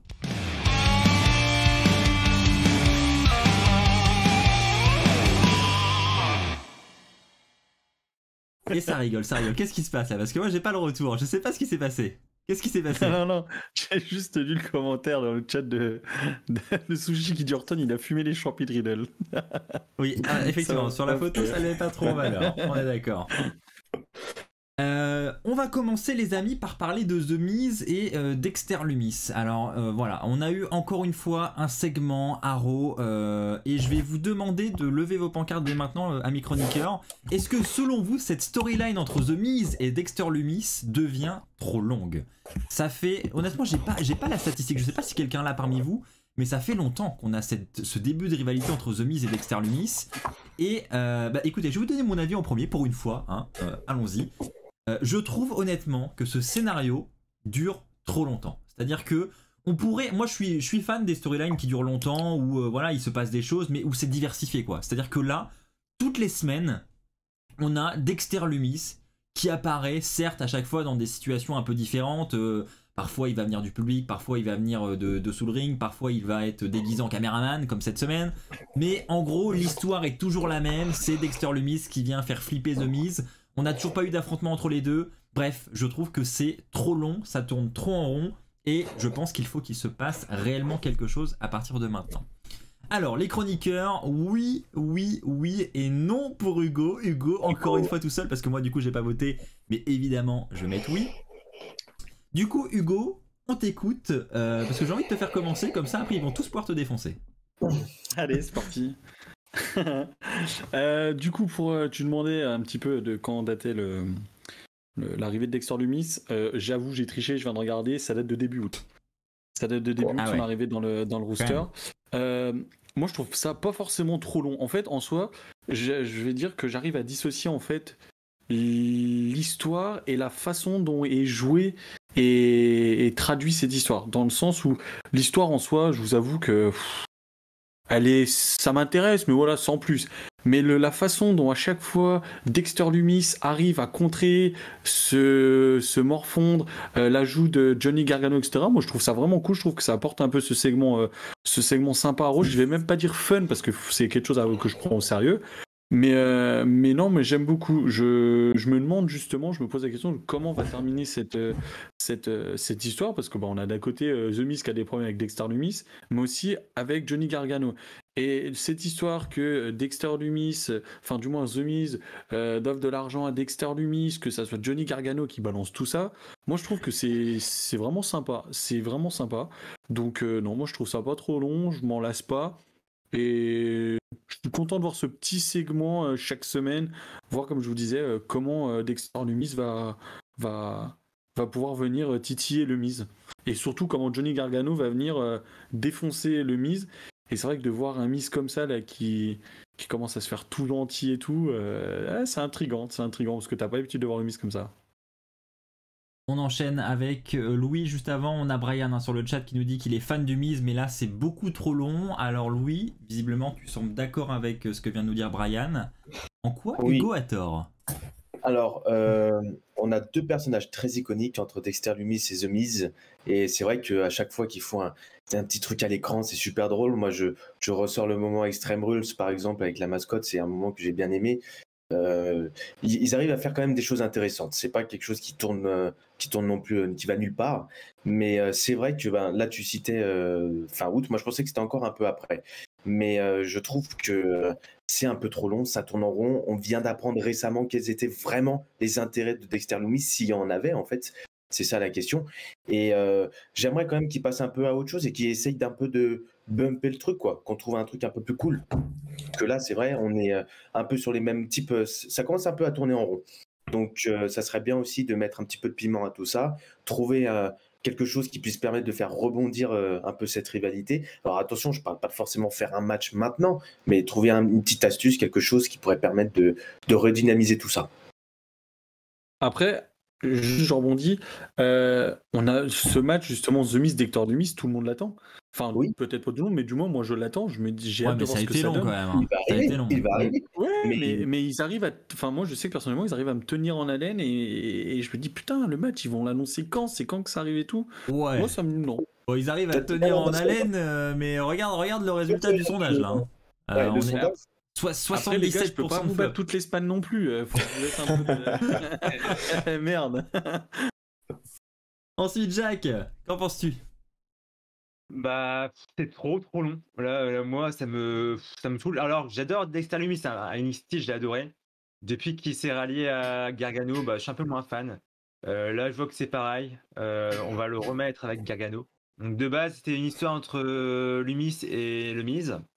Et au final, ils ont fait le retour de Johnny Gargano et puis ils l'ont greffé à cette histoire-là que voilà, tu te dis bah je vois pas le rapport et puis Ouais. ça reparle après sur l'histoire, tu te dis bon, Moi, je suis d'accord avec C'est- Jacques là-dessus. Hein. Ouais. Moi, l'idée de greffer Gargano à tout ça, moi, je trouve que c'est une mauvaise idée. Hein. Moi, je trouve que Je suis le d'accord. retour de Gargano était exceptionnel. Ils ont réussi à créer un super moment avec son retour à Raw. Tout le monde attendait un truc de ouf. Et je trouve qu'honnêtement, ce qu'ils font avec lui, c'est un peu décevant, quoi. Je sais pas si vous partagez tous. Ah bah Ah, oui. si, totalement. Totalement. Moi, je trouve que justement, ce segment qui dure aussi longtemps, enfin, ce truc-là dure aussi longtemps, je trouve que ça monopolise beaucoup trop Johnny. Et il a pas forcément sa place à cet endroit-là. Donc, je suis pas contre, en fait, que justement, toute cette histoire entre Dexter et The Miz, bah, ça dure aussi longtemps. Ça crée des moments assez fun, comme Extreme Rules, là, il y avait des trucs assez marrants avec la mascotte, etc. Mais, ouais, je trouve que Johnny, bah, il faut le mettre quelque part, quoi. Et là, j'ai l'impression qu'ils l'ont mis ici pour faire un peu le mariole. Et je trouve ça un peu dommage, quoi, parce que moi, je m'attendais à beaucoup du retour de Johnny, quoi. Donc, voilà. Je suis un peu déçu de ce point-là. On va faire un petit tour sur le sondage hein, maintenant que les gens ont eu un petit peu plus de temps pour voter et le sondage vient de se terminer d'ailleurs. Donc The Miz et Dexter Lumis, l'histoire est-elle trop longue? Les gens pensent que oui à 75%. Il y a uniquement 25% des gens qui nous écoutent qui trouvent que c'est une plutôt bonne storyline. Donc on est plutôt d'accord de ce point de vue-là. Je vous propose d'enchaîner avec le prochain point. Vous le savez, on a un Wargames match d'annoncer du côté féminin pour les Survivor Series. On avait une équipe qui était incomplète du côté de Bianca Belair, Asuka et Alexa Bliss. Et on a une nouvelle participante qui vient de se greffer à cette équipe. En fait, comment ça s'est passé hein? On avait sur le ring Damage Control qui était en mode... en fait ils se sont fait couper par Mia Yim, voilà, qui a fait son retour et en fait Mia Yim a laissé en quelque sorte un peu de suspense pour quelle équipe elle allait rejoindre et j'ai vu notamment Jacques qui a réagi sur les réseaux sociaux et je suis totalement d'accord avec lui et qui a dit honnêtement est-ce que quelqu'un avait un doute à un moment donné sur ce que Mia Yim allait choisir, sur quelle équipe elle allait choisir. Honnêtement c'était obvious à 2000 km. Et effectivement, Mia Yim a décidé de rejoindre l'équipe de Bianca Belair, Asuka et Alexa Bliss. Alors, est-ce que selon vous, c'est une bonne idée? Est-ce que vous êtes hypé par ce Wargames match qui est quasiment complet? Il ne reste plus qu'un seul membre du côté de la team de Bianca Belair, si je ne me trompe pas. Jacques, je te laisse réagir. Qu'est-ce que tu en as pensé? Par où commencer? Le match me tente pas plus que ça, en vrai dire. L'équipe des Faces, en fait, c'est des trucs que si tu grattes en fait partout des Faces, puis tu les rassembles en fait pour faire une équipe, parce qu'en vrai, mais il y a même pas 2 semaines, elle était même pas là, et puis là, elle se retrouve directement dans le Wargames, donc je me dis bah, il y a peut-être d'autres femmes peut-être à proposer l'idée, donc je sais pas. Moi, j'ai une petite idée aussi de la dernière personne. Pour moi, la dernière personne, ce serait peut-être Beth Phoenix. Par rapport au segment, à la promo, là, ils ont remontré des images de Extreme Rules avec Rhea Ripley qui a frappé Phoenix avec la chaise. Donc, ils calent ça en plein Raw. Donc, pour moi, Ouais, c'est pas anodin. Ils ont aussi calé Dana Brooke en plein Raw. Hein, donc, toi, non, en vrai, on sait pas. Tu vois, Dana Brooke, Beth Phoenix, les deux sont possibles. Hein. Bon, pour moi, je verrais bien Beth Phoenix du coup rentrer comme il y a Rhea Ripley maintenant du coup dans l'équipe en face. Bah, je vois qu'elle pour avoir vraiment un intérêt en fait à venir faire le match parce que tu peux mettre n'importe qui en face là dans le match, bah il y aura aucun lien avec des matchs contrôle quoi. Donc pour moi, ça me hype pas du tout ce match là. Voilà. Qui est d'accord? Donc Louis a l'air d'accord. Louis, je te laisse réagir. Moi, je suis assez d'accord avec toi. C'est vrai qu'on a l'impression que c'est un petit peu gratté par-ci, par-là sur les femmes qui étaient disponibles dans le roster, etc. Pour justement essayer d'affronter Damage Control. Et c'est vrai que j'ai vraiment cette impression-là. Et il n'y a pas vraiment... Alors, on a l'histoire entre Damage Control et Bianca Belair, mais il n'y a pas vraiment, je trouve, une vraie source de division pour justifier ce Wargames. J'ai plus l'impression que là, ils essayent de s'inscrire un par un, une par une, pour rentrer dans le Wargame. Et le Wargame n'est pas forcément là la source de la rivalité, en fait. c'est plus qui va arriver à rentrer dans ce match. Et je trouve ça dommage parce que ils mettent un Survivor Series War Games, c'est pour faire quelque chose d'éclatant, de pétillant. Et là, c'est vrai qu'on est vraiment sur quelque chose où il faut gratter telle ou telle personne. Et moi, je trouve ça dommage. Après, pour l'arrivée de Mia Yim, alors moi, je la connais pas, hein, c'est une totale découverte, encore une fois. Mais je trouve que vu son arrivée, ça m'a l'air d'être le genre de stipulation pour elle. Je sais pas si elle en a déjà fait à NXT, je sais pas du tout. Donc voilà. Et Rhea Ripley aussi qui se joint de l'autre côté, c'est une très bonne chose.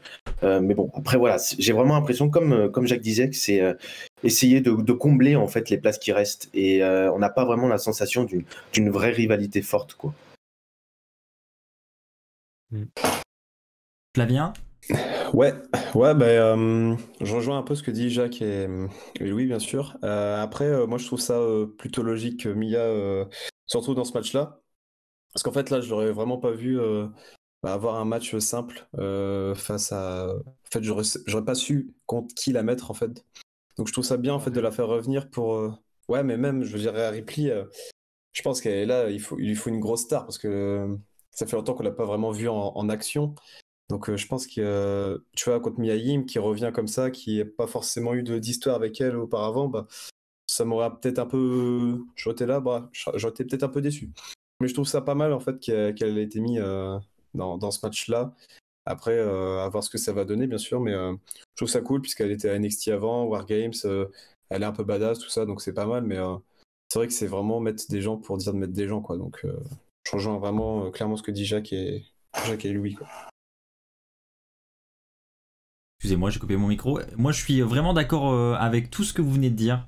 Je viens de vous lancer un petit sondage d'ailleurs. Je voudrais que vous affichiez votre niveau de hype, les amis, sur 10. Vous avez un petit sondage pour voter. On va vous laisser quelques minutes pour voter.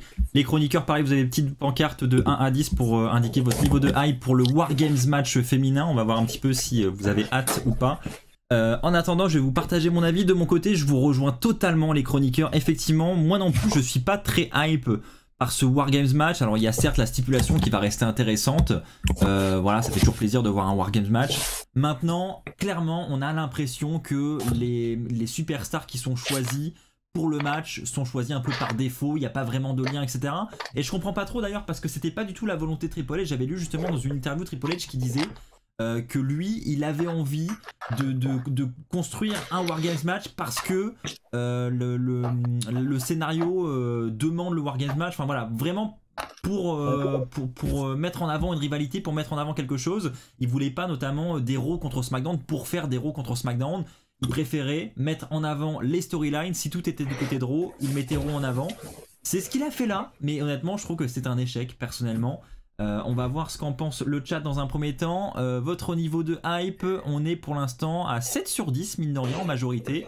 Mais on a quand même du 1 sur 10 et du 5 sur 10. Du côté des chroniqueurs, est-ce qu'on est tous d'accord? Moi j'ai mis 5, Hugo a mis 5, Jacques a mis 4, Flavien 7, Louis 7. Donc on est plus sévère du côté gauche que du côté droit. Donc Louis, Flavien, tous les deux, plutôt... Vas-y Flavien, je t'écoute.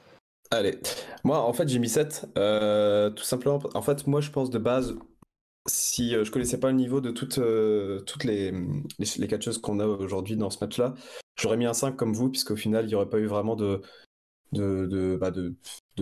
logique dans ce match-là. Mais là je pense que, en fait moi j'ai mis 7 vraiment parce qu'on va avoir des spots de ouf je pense. J'ai hâte de voir en fait les face-off entre Rhea et puis... Bianca, Asuka, enfin, je sens que ça va être du lourd. Donc c'est pour ça que moi j'ai mis ça. Après, si je connaissais pas le niveau, j'étais une personne lambda qui voyait ça, enfin qui connaissait un petit peu, mais sans plus, j'aurais mis 5 aussi, quoi. Alors, pour rebondir, certes, la rivalité, enfin, la construction de la rivalité n'est pas forcément la plus plaisante. Après, ça reste toutes des très bonnes catcheuses. Elles font des trucs incroyables. Wargame, ça reste quand même une grosse stipulation. Donc, je pense que ça peut donner des très bonnes choses. On met des grandes catcheuses dans une grande stipulation. Elles peuvent faire des trucs incroyables. Donc, le match en soi me hype beaucoup.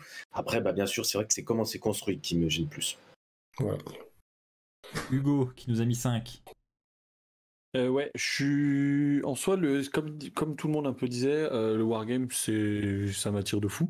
Par contre, c'est les participantes. En fait, si tu regardes actuellement du côté de Raw, tout est centralisé autour des mêmes superstars. T'as d'un côté le clan Damage Control qui fait face à Bianca Belair, Alexa Bliss, Asuka. Puis de l'autre, t'as Rhea Ripley avec Judgment Day et Mia Yim avec Zio. Et au final, au lieu de choses séparées, ils viennent tout assembler. Oula, je bug là, non? On t'entend. Ah, ok. Ouais, non, je viens tout vient s'assembler et je trouve que c'est pas forcément une super chose. Après, en soi, là, c'est le principe du wargame qui me hype. Et en soi, les participantes, bah ouais, franchement, j'aurais pas fait ça. Je pense qu'il y avait d'autres possibilités bien plus sympas à voir. Et j'aurais laissé Mia Yim et Rhea Ripley chacun de leur côté. Et pourquoi pas, au lieu d'avoir un Baylor Styles, avoir un match 4 contre 4 mixte. Ça aurait pu changer un peu d'habitude. Même si je suis pas forcément fan des matchs comme ça aurait pu changer, que ça soit quelque chose de cool en fait. Ouais, moi du coup je suis assez d'accord avec ce que disait Flavien. Je pense qu'on va avoir un très bon match, effectivement. Ce qui pêche un petit peu, c'est la construction du match. C'est ça en fait que je reproche moi à ce match. Je pense qu'effectivement ce sera très bon, mais au niveau construction, on n'est pas au top, je trouve. Qu'est-ce que t'en penses, Jacques? Ouais, je suis d'accord. Et plus sévère avec Hugo, d'entre nous, hein. Ouais, je sais, parce qu'en fait, j'attends vraiment rien. En fait, du coup, j'ai aucune hype, à part que c'est un match, un wargame. Donc, du coup, voilà, j'attends juste des spots. Le 4, c'est bien un 4 sur 20, hein. Non, c'est sur 10. Quand même, pas aussi sévère. Aussi sévère que ça, quoi. Ouais. Ah là là. Non, ban à part, j'attends beaucoup de spots durant ce match. J'ai entendu dire via les réseaux, bah, ils voulaient des matchs impressionnants cette année pour promouvoir les prochains Wargames. Parce que là, en ce moment, il n'y a que des images d'NXT par rapport au cage. Donc là, ils attendent beaucoup de ces deux matchs-là, masculin et féminin. Donc j'espère qu'on aura des bons spots. Je pense qu'il y a de quoi, avec des matchs contrôle, il y a de quoi. Hein. Dakota Kai et Yoshirai, ils ont quand même de quoi faire. Par contre, de l'autre côté, ouais, Bianca Belair aussi, ça peut être sympa, mais après le reste, je sais pas. Yayim, je sais pas, j'ai du mal avec elle pour l'instant, donc à voir. En vrai, je me posais, enfin, j'interviens, je suis désolé, mais c'est quelque chose à part, mais je comprends pas ce qu'ils font avec les superstars japonaises en vrai. Je pense que c'est tellement mal exploité quand vous voyez que Asuka et Io Sky viennent se chamailler à base de blablabla. Tu te dis merde, elle mérite mieux que ça quand même. Enfin, et c'était pareil pour Nakamura à l'époque. Enfin, je capte pas trop le délire de l'utilisation des superstars japonaises actuellement à la WWE, mais je voulais rebondir parce qu'on en parlait. Ouais, Ça fait rire Louis, visiblement. Ah bah, moi, ce segment m'a fait vraiment un mourir de rire, mais c'est sûr Voilà, que voilà, non. Mais... c'est là qu'on voit Louis, quoi. Louis, lui, il faut pas grand chose, hein. Deux Non, Chinoises faut qui pas. s'embrouillent. Ah ouais, non, mais il ne faut pas grand-chose. Deux Japonaises, pardon. Oui. Deux Japonaises. Mais non. Après, bien sûr, c'est un peu symbolique aussi que, ouais, des fois, tu te demandes des gens qui écrivent, tu te demandes comment ils en viennent là. Mais c'est intéressant. Qu'est-ce qu'ils ont eu dans leur tête pour se dire ça? Ouais. Eh ben Ils ont pas écoutez, écrit. je vous propose les amis de passer au prochain point. On va désormais parler de JBL et Baron Corbin. Vous le savez, hein, c'est cette nouvelle association qui dure depuis maintenant plusieurs semaines. Hein. JBL qui nous avait présenté son nouveau poulain, ça doit faire 3 semaines maintenant à peu près. Et cette semaine, Baron Corbin a affronté Akira Tozawa, donc il est reparti avec une petite victoire. Bon, on va pas se mentir, ce ne sont pas des grosses victoires à chaque fois. Mais moi, ce qui m'intéresse surtout, je voudrais votre avis sur ce duo entre JBL et Baron Corbin. Est-ce que selon vous, c'est un duo qui fonctionne? Est-ce que le retour de JBL a été une bonne idée pour mettre en avant Baron Corbin? Je vous laisse voter avec vos petites pancartes, les amis, oui ou non. Et pareil sur le chat, hein, n'hésitez pas à donner votre avis. Et je remercie au passage Chris Joker60 qui a renouvelé son abonnement de niveau 2, 11e mois d'abonnement. Merci beaucoup mon petit Chris, ça me fait extrêmement plaisir. Alors qu'en pensent les chroniqueurs, on les découvre ensemble. Eh bien on a encore des avis qui divergent. Louis. Oh là là. Eh ben, on va t'écouter juste après, mais avant on va écouter Jacques. Jacques, on t'écoute. Alors, c'est un top pour le retour des pantalons. Donc, je t'ai pas posé la question, mais voilà, je la pose. Hein, c'est un oui. Après, non, pour JBL, en vrai, il sert à rien. Franchement, ils veulent mettre de la hit sur Corbin, mais ça ne fonctionne pas du tout. Tout le monde s'en fout, clairement. En plus de ça, les pauvres, ils veulent le mettre en rivalité avec Tozawa. Donc, tout le monde s'en fout pour l'instant. Donc, franchement, c'est un flop total. Franchement, JBL, il vient, il se fait à la limite un peu acclamer parce que voilà, il a quand même un statut d'ancien, quoi, de légende. Mais voilà, après, dès qu'il parle, bah, il se fait huer. Et Corbin, bah voilà, quoi. Je trouve qu'il a pas besoin d'avoir un manager en fait heel pour se faire huer. Corbin, il a quand même fait pas mal par le passé. Il a mis quand même à la retraite Kurt Angle. Donc je pense quand même qu'il a les épaules pour se démerder tout seul. Alors, Ça fait je beaucoup vais- rire. La référence, merde. Ah bah oui. Jack. Il a loupé son Cashin aussi dans le même genre. On peut y aller. Hein. J'ai hâte de voir sa chronique ce soir, hein, il est en forme. Louis, on t'écoute. Alors, encore une fois, là, je plains le manque d'affiches oui et non, parce que là, pour le coup, ça aurait été vraiment oui et non. J'ai essayé, là, pour ce point-là, de dissocier ma rancœur que j'ai contre Corbin et le duo en lui-même, parce que, bon, moi, je suis un très grand nostalgique de Baron Corbin des années 2016. Je trouve que là, il avait vraiment un gros potentiel. Alors, certes, il s'est beaucoup développé au micro, il a beaucoup pu s'exprimer après, mais je suis assez un grand nostalgique et vu ce qu'ils en ont fait récemment, j'ai du mal. Je dis pas que c'est mauvais, mais j'ai vraiment du mal. Et Corbin, il faut dire qu'à chaque fois qu'il y a des passages où il y a Corbin dessus, je le survole. C'est le moment où je sors mon téléphone parce que j'ai vraiment du mal, vraiment. Et pour dissocier cet esprit, c'est sûr que c'est quelqu'un de irritant, Baron Corbin. Son personnage est très irritant, mais il passe pas. Mais JBL a un personnage très irritant qui passe parce que le personnage est tel que il a été fait comme ça. Donc, quand on combine les deux, je me dis ça peut donner un bon truc. Après, là, c'est trop tôt pour en parler, mais je me dis, allez, ça peut peut-être faire quelque chose de sympa, on ne sait pas. Mais vraiment parce que c'est sur le duo en lui-même. Après, moi, je n'y attends pas du tout grand-chose. Baron Corbin, maintenant, vous savez de quoi j'en pense. Voilà. Donc peut-être que JBL arrivera à trouver, à rendre ces moments un peu plus sympas, parce que j'adore JBL, mais bon, voilà. Et toi, Louis, tu vois quoi pour la suite avec Corbin et JBL? Rien du tout. Je sais pas sur quoi ça va se faire, mais ça peut. Je sais pas ce qu'ils ont en tête derrière. Ils font du poker, ils vont faire du bridge, je sais pas ce qu'ils vont faire, mais C'est énorme.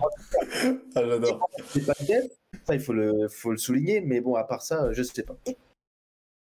En vrai, moi, blague à part, je suis assez d'accord avec Louis. Alors moi, j'ai mis non parce que pour répondre vraiment à la question qui est sur votre écran, est-ce un duo qui fonctionne? Aujourd'hui, je pense qu'on peut dire que non. Ça fonctionne pas de ouf, surtout quand on voit, bon, Akira Tozawa, j'ai rien contre lui, mais c'est vrai que c'est pas ça qui va faire marcher le duo. Maintenant, là où je rejoins Louis, moi je suis persuadé qu'il y a moyen de faire quelque chose entre les deux. Je trouve que c'est une bonne association, que c'est une bonne idée au départ. Moi, quand j'ai vu JBL présenter Baron Corbin, je me suis dit pourquoi pas. JBL est quelqu'un de détestable. Baron Corbin, voilà, on sait qu'il peut être très bon dans le rôle aussi. Je me suis dit, franchement, associer les deux, ça peut être pas mal. Honnêtement, je trouve que ça a été un peu merdé, ce plan aussi. Je trouve que c'est un peu décevant. Mais je trouve qu'il y a du potentiel. D'ailleurs, je lisais que Brian trouvait que... Lui, il trouve que ça fonctionne actuellement. Et il disait, pour ma part, ça m'a redonné de l'intérêt pour Baron Corbin. Alors déjà, pour redonner de l'intérêt envers Baron Corbin, il faut le faire. Hein. Donc c'est déjà une très bonne chose. Flavien, qui n'a pas encore parlé. Ouais, moi j'aime pas du tout JBL. Franchement, c'est un mec que je peux pas saquer. Voilà, je le dis. J'aime pas du tout ce personnage, jamais apprécié. Le seul moment où j'ai apprécié, c'est quand il a perdu face à Rey Mysterio à WrestleMania pour le titre intercontinental en quelques secondes. C'est pour vous dire. Ah oui. Et Baron Corbin, j'ai jamais trop accroché. Hein. Franchement, c'est un personnage un peu. Je trouve qu'il a pas de charisme. Son ring est pas forcément mauvais. J'adore le End of Days, c'est juste exceptionnel. Je trouve qu'il l'avait enterré un petit peu avec le Happy Corbin, tout ça. J'aimais bien son époque avec son theme song. Il avait un theme song exceptionnel. Il avait un personnage qui pouvait être pas mal et tout.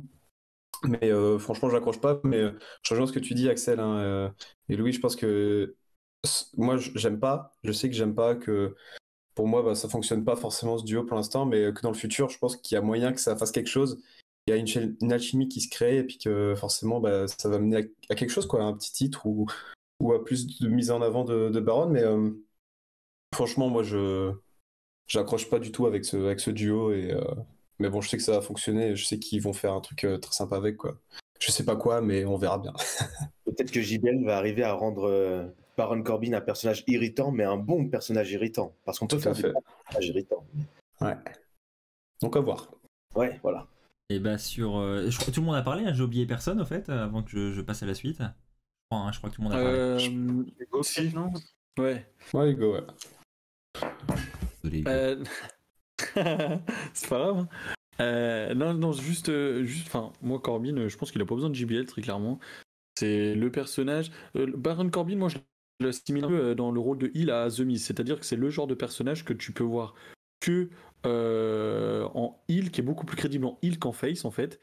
Après en soi, le JBL, en fait, pour faire simple, JBL Corbin, ça me fait clairement penser à MVP Homos. Le genre de truc où tu te dis, tu t'en bats, enfin, ouais, tu t'en fous en fait, un peu chaque semaine, tu te dis. Qu'est-ce qu'ils vont venir encore et je suis sûr que même eux ne savent pas où ils vont en fait avec ça parce que je vois pas où est-ce que tu peux déboucher avec ça très clairement ça sort de nulle part, je vois pas du tout le rapport entre un Corbin et un JBL si ce n'est le côté un peu bling bling et côté argent côté JBL et côté Corbin avec son casino, mais sinon je vois rien, je vois pas le rapport en fait qu'il y a entre les deux et je comprends pas forcément le délire. Après, ouais, j'espère me tromper, hein, parce que Corbin, en soi, moi j'aime beaucoup le personnage, mais. Il manque la Ouais, limousine. je me pose des questions. Durant l'entrée, honnêtement, il manque la limousine. Ça manque, je trouve. C'est un petit truc de. Ouais, un petit nostalgie, mais après, est-ce que vraiment ça serait utile, que ça apporterait quelque chose, j'en sais rien. Non, on est d'accord. Bon, écoutez, les amis, je vous propose de passer au point suivant. On va désormais parler de Austin Theory. C'est quand même. Le sujet, c'était du moins le sujet principal la semaine dernière. On se demandait est-ce que c'est la fin d'Austin Theory suite à ce cash raté. Alors qu'est-ce qui s'est passé du côté de Raw cette semaine? On a en fait Austin Theory qui était en interview. Voilà, il devait nous parler un petit peu. Honnêtement, il a fait un bon speech durant cette interview.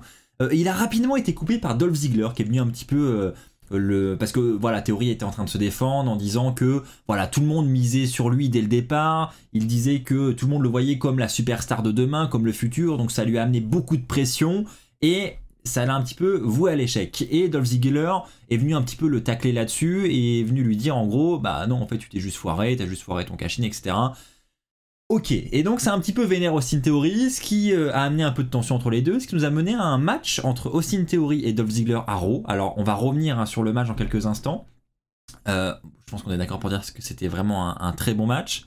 Et plus tard dans la soirée, Austin Theory, suite à ce match face à Dolph Ziggler, est venu intervenir aussi et se met un petit peu la zizanie dans ce main event de Raw, un match entre Finn Balor et Seth Rollins pour le titre des États-Unis, et il s'est attaqué comme pas possible à Seth Rollins. On a clairement un Raw où Austin Theory a pété son câble et où, contrairement à la semaine dernière où il était au fond du trou, bah là, Austin Theory était l'homme de ce Raw, était la tête qu'on retenait à la fin de ce Raw. Alors, d'où la question, est-ce le début d'un nouveau Austin Theory? Je vous laisse voter avec vos pancartes, amis chroniqueurs, et vous aussi sur le chat, les amis. Le sondage vient de s'afficher à l'instant. Merci au modo, je vous laisse voter. Est-ce le début d'un nouveau Austin Theory? Qu'en pensent les chroniqueurs? Oui, on est tous d'accord. Moi j'ai pas voté, mais je vais mettre oui aussi. On va donner la parole à Hugo, histoire que je l'oublie pas une deuxième fois, quoi. Au moins on commence par lui, on est débarrassé, ça c'est fait. Allez, bam. Allez, tac. Ouais, je pense très clairement qu'on est sur un nouveau Theory et je pense que c'est le changement qui va le propulser. Vraiment, je crois fort en Theory et notez bien la date d'aujourd'hui, 17 novembre 2022, il est 22h25. Vous l'aurez entendu ici en premier. Oula, Austin attendez, Theory. gros plan sur Hugo. Oula, ça prête. Alors là, attendez. Je m'approche du micro. Ah, petite séquence ASMR Non. en plus. Alors, Austin Theory va complètement changer de personnage. Il va venir à exploser, à péter des câbles, à vouloir défoncer tout le monde. Et un jour pas comme un autre, il va s'en prendre à John Cena. John Cena, ça va pas forcément plaire, ça va un peu des petits pics de temps en temps, tu vois, dire que vraiment le mec, les mecs à la John Cena, c'est ceci, c'est cela, c'est des petits pics. Et au final, ça va emmener et ça va déboucher sur ce match à Mania.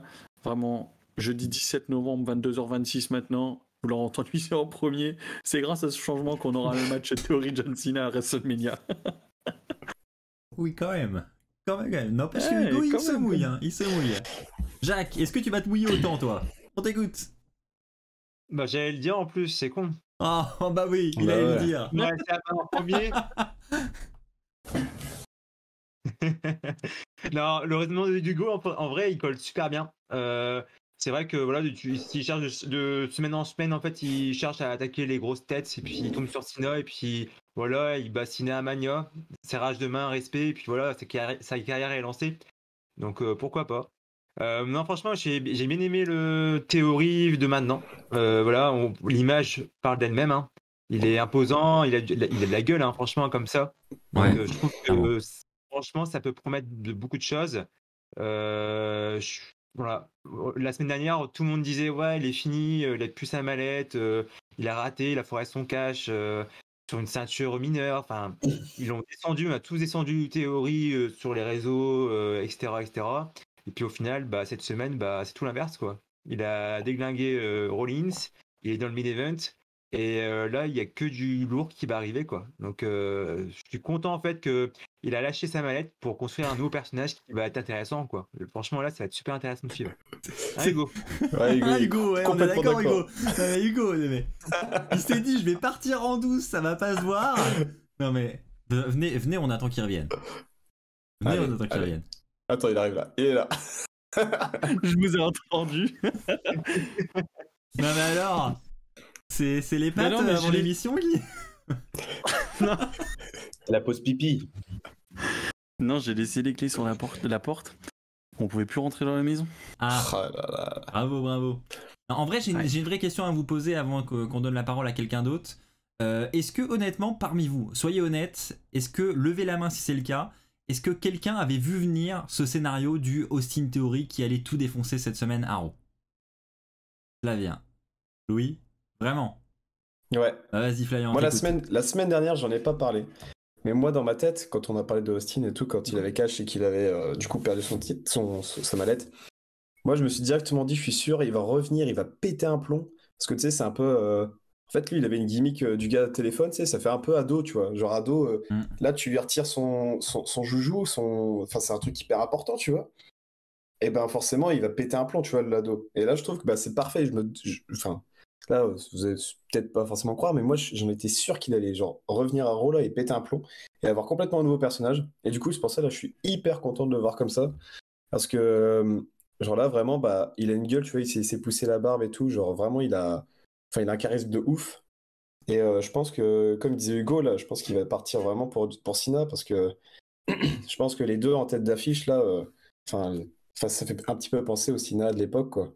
Genre, genre carrément le personnage un peu arrogant, qui veut tout défoncer, tu vois. Genre, franchement, je suis super content. Et je pense que toi, Axel, du coup, tu dois être extrêmement content, vu que c'est un personnage que tu apprécies énormément.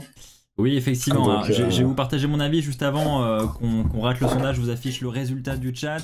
Est-ce le début d'un nouveau Austin Theory? Donc oui, à 80%. Donc globalement, vous êtes plutôt d'accord avec nous. Hein, donc c'est une plutôt bonne nouvelle. Non, ouais, effectivement, comme tu le dis, Flavien, moi je suis un grand fan de Austin Theory. Je crois beaucoup en lui depuis le début.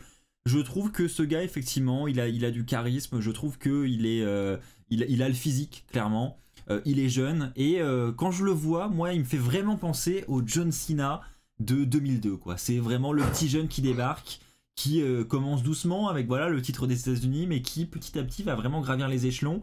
Et honnêtement, quand ils ont foiré son cash la semaine dernière, bah, je vais pas dire que je l'ai mal vécu, mais ça m'a un peu fait mal. Je me suis dit, waouh, le pauvre quand même, c'est dur. Je misais vraiment beaucoup sur lui et je me suis dit, c'est pour ça que j'ai pas levé la main tout à l'heure, honnêtement, je m'attendais vraiment pas à ça cette semaine. J'avoue que j'ai été très naïf sur le coup et je me suis dit, bon bah voilà, ils ont enterré Austin Theory. Je trouvais ce choix un peu bizarre de la part de Triple H parce que je sais que Austin Theory est quand même apprécié de la part de Triple H. Mais voilà, j'ai vraiment pas vu le coup venir et c'est une très bonne surprise. Et donc, moi aussi, je pense que c'est le début d'un nouveau Austin Theory et tant mieux. Louis qui n'a pas encore parlé. Ouais, ça me surprend parce que tu vois, il me semblait que la semaine dernière, on avait évoqué justement un possible retour en trombe d'Austin Theory après la perte de cette mallette. Il me semble aussi qu'on avait évoqué le fait qu'on pensait pour certains que c'était quand même une action réfléchie, entre guillemets, cette perte de mallette. Moi, je vais rebondir dessus parce que je pense qu'au final, avec cette passation de pouvoir avec Triple H, je pense que cette histoire de mallette, c'était assez compliqué et ils n'ont pas dû savoir gérer comment faire avec la suite de la mallette. Et Austin Theory, ben, bien sûr que non. Un catcheur de ce talent-là n'allait pas être mis de côté. Et le fait de retirer la mallette aurait été plus un moyen de le libérer de quelques contraintes au niveau du scénario, je parle. Donc du coup, ben, Theory, là, il est maintenant libre d'aller où il veut, d'avoir tous les horizons qu'il souhaite. Et voilà. Parce que c'est vrai, avoir une mallette face à un Roman Reigns qui domine tant, c'est quand on écrit un scénario, moi je me dis, c'est difficile d'enlever un titre à Roman Reigns avec une mallette. Parce que nous, avec un règne tel que Roman Reigns, on a envie de se dire qu'il va perdre comme une légende, une défaite légendaire. Et perdre avec une mallette, c'est tout sauf légendaire. Donc, à mon avis, il y avait vraiment un problème avec, dès le début avec cette histoire de savoir comment utiliser cette mallette. Et je pense qu'ils ont voulu s'en débarrasser pour libérer Theory de ça et de le laisser libre pour aller voir ailleurs. Et ouais, honnêtement... je pensais qu'il allait alors retourner en trombe et tout dominer comme ça à Raw, peut-être pas, mais au moins qu'il allait vraiment se passer quelque chose où il allait vraiment rebondir par rapport à ça. Très bien, merci à vous les amis. Je pense qu'on va suivre ce dossier de très très près, de semaine en semaine. Je pense qu'on en reparlera très probablement la semaine prochaine. Le sujet Austin Theory, ça va être un sujet très très intéressant, je pense. D'ailleurs, on peut peut-être conclure là-dessus. J'ai lu une news qui disait que la WWE avait visiblement de gros plans pour Austin Theory. Et notamment autour du titre des États-Unis, cette rivalité contre Seth Rollins ne devrait pas être anodine, devrait être une grosse rivalité qui va s'étendre sur plusieurs semaines, voire plusieurs mois. Ça devrait vraiment être la rivalité importante du côté de Raw. On peut conclure là-dessus peut-être. Qu'est-ce que vous en pensez? Est-ce que selon vous c'est une bonne idée de tout miser sur cette rivalité entre Rollins et Austin Theory du côté de Raw? Oh que oui. Oui. Hugo Jacques? Moi je suis d'accord, ouais. C'est la grosse star, Rollins. Donc si tu veux mettre over Theory, bah tu fais affronter Rollins. On est d'accord. Hugo, tu partages? Ah ouais, je parlais micro coupé, donc ça m'entendait pas. Ah oui, bien sûr. Moi, je pense que, tout comme le disait Jacques, je suis totalement d'accord avec ce qui se dit et j'ai hâte de voir ce que nous prépare réellement du côté de cette rivalité Rollins-Theory, ce qu'on nous prépare. Je vais juste répondre à Goulzeman sur le chat avant de passer à la suite, qui me dit comparer Theory à Cena, c'est chaud là. Effectivement, c'est chaud quand tu vois ce qui est devenu Cena et maintenant que tu sais que Cena a vraiment eu une carrière exceptionnelle par la suite. Mais je compare le Cena de 2002 avec le Theory d'aujourd'hui. Pareil, Cena en 2002, quand il arrivait avec son slip bleu, jamais tu te serais dit que ça serait la top star de la fédération, qu'il allait enchaîner les titres mondiaux, qu'il allait avoir le record de la fédération de titres mondiaux. Ah voilà, c'est pareil, Theory là aujourd'hui, effectivement, personne se dit ça sera la superstar de demain, ça sera un mec qui va enchaîner les titres mondiaux, etc.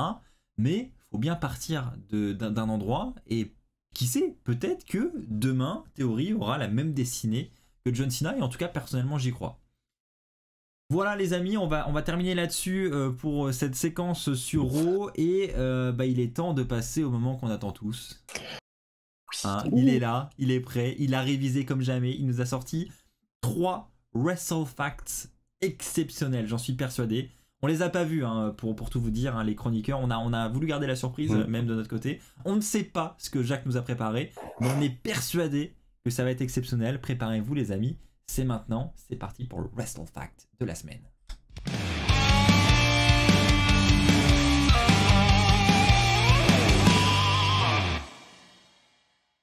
Alors, exceptionnel. Bravo Jacques. En plus, j'avais pas le retour, donc j'ai affiché sa caméra sans réellement savoir ce qu'il allait se passer. Mais en tout cas, visiblement, tu as une Wrestle Fact sur le Wargames féminin. Alors, on va t'écouter pour commencer là-dessus. Donc, pour rester dans le thème, donc là, je vais vous lancer une petite statistique sur les Wargames. Donc, pour vous, si je vous dis Wargame féminin, à qui pensez-vous? Question. Dana Brooke. Autre? Kelly. Dakota Kai. Non. Bianca Belair. Kelly, qu'est-ce que tu crois? Kelly. Non, allez, je vais vous le dire, ce sera plus simple. Alors, c'est Yosha Rai. Yosha Rai a participé à chaque Wargame féminin de l'histoire de la fédération. Et il y en a combien? En tout, il y en a 3. Donc le premier, je vais vous l'énoncer. Donc ça s'est passé en 2019, donc le 23 novembre 2019 exactement. Donc Team Ripley, donc Rhea Ripley fait équipe avec Candice LeRae, Tegan Nox et Dakota Kai contre Team Baszler, donc Shayna Baszler, Bianca Belair, Yosha Rai et Kelly Ray, avec une victoire de Rhea Ripley, nom de son équipe. En 2020, donc l'année d'après, on a la Team Candice, donc Candice LeRae, Dakota Kai, Raquel Gonzalez et Toni Storm contre l'équipe de Shotzi avec Shotzi, Amber Moon, Rhea Ripley et Io Shirai. Victoire de l'équipe Candice. Et l'année dernière, la team Cora Jade, Kylie Ray, Raquel Gonzalez et Io Shirai contre la team Mandy Rose et avec Dakota Kai. Et victoire de l'équipe de Raquel Gonzalez. Donc voilà, donc depuis le début, donc depuis 2019, Io Shirai a fait tous les wargames féminins.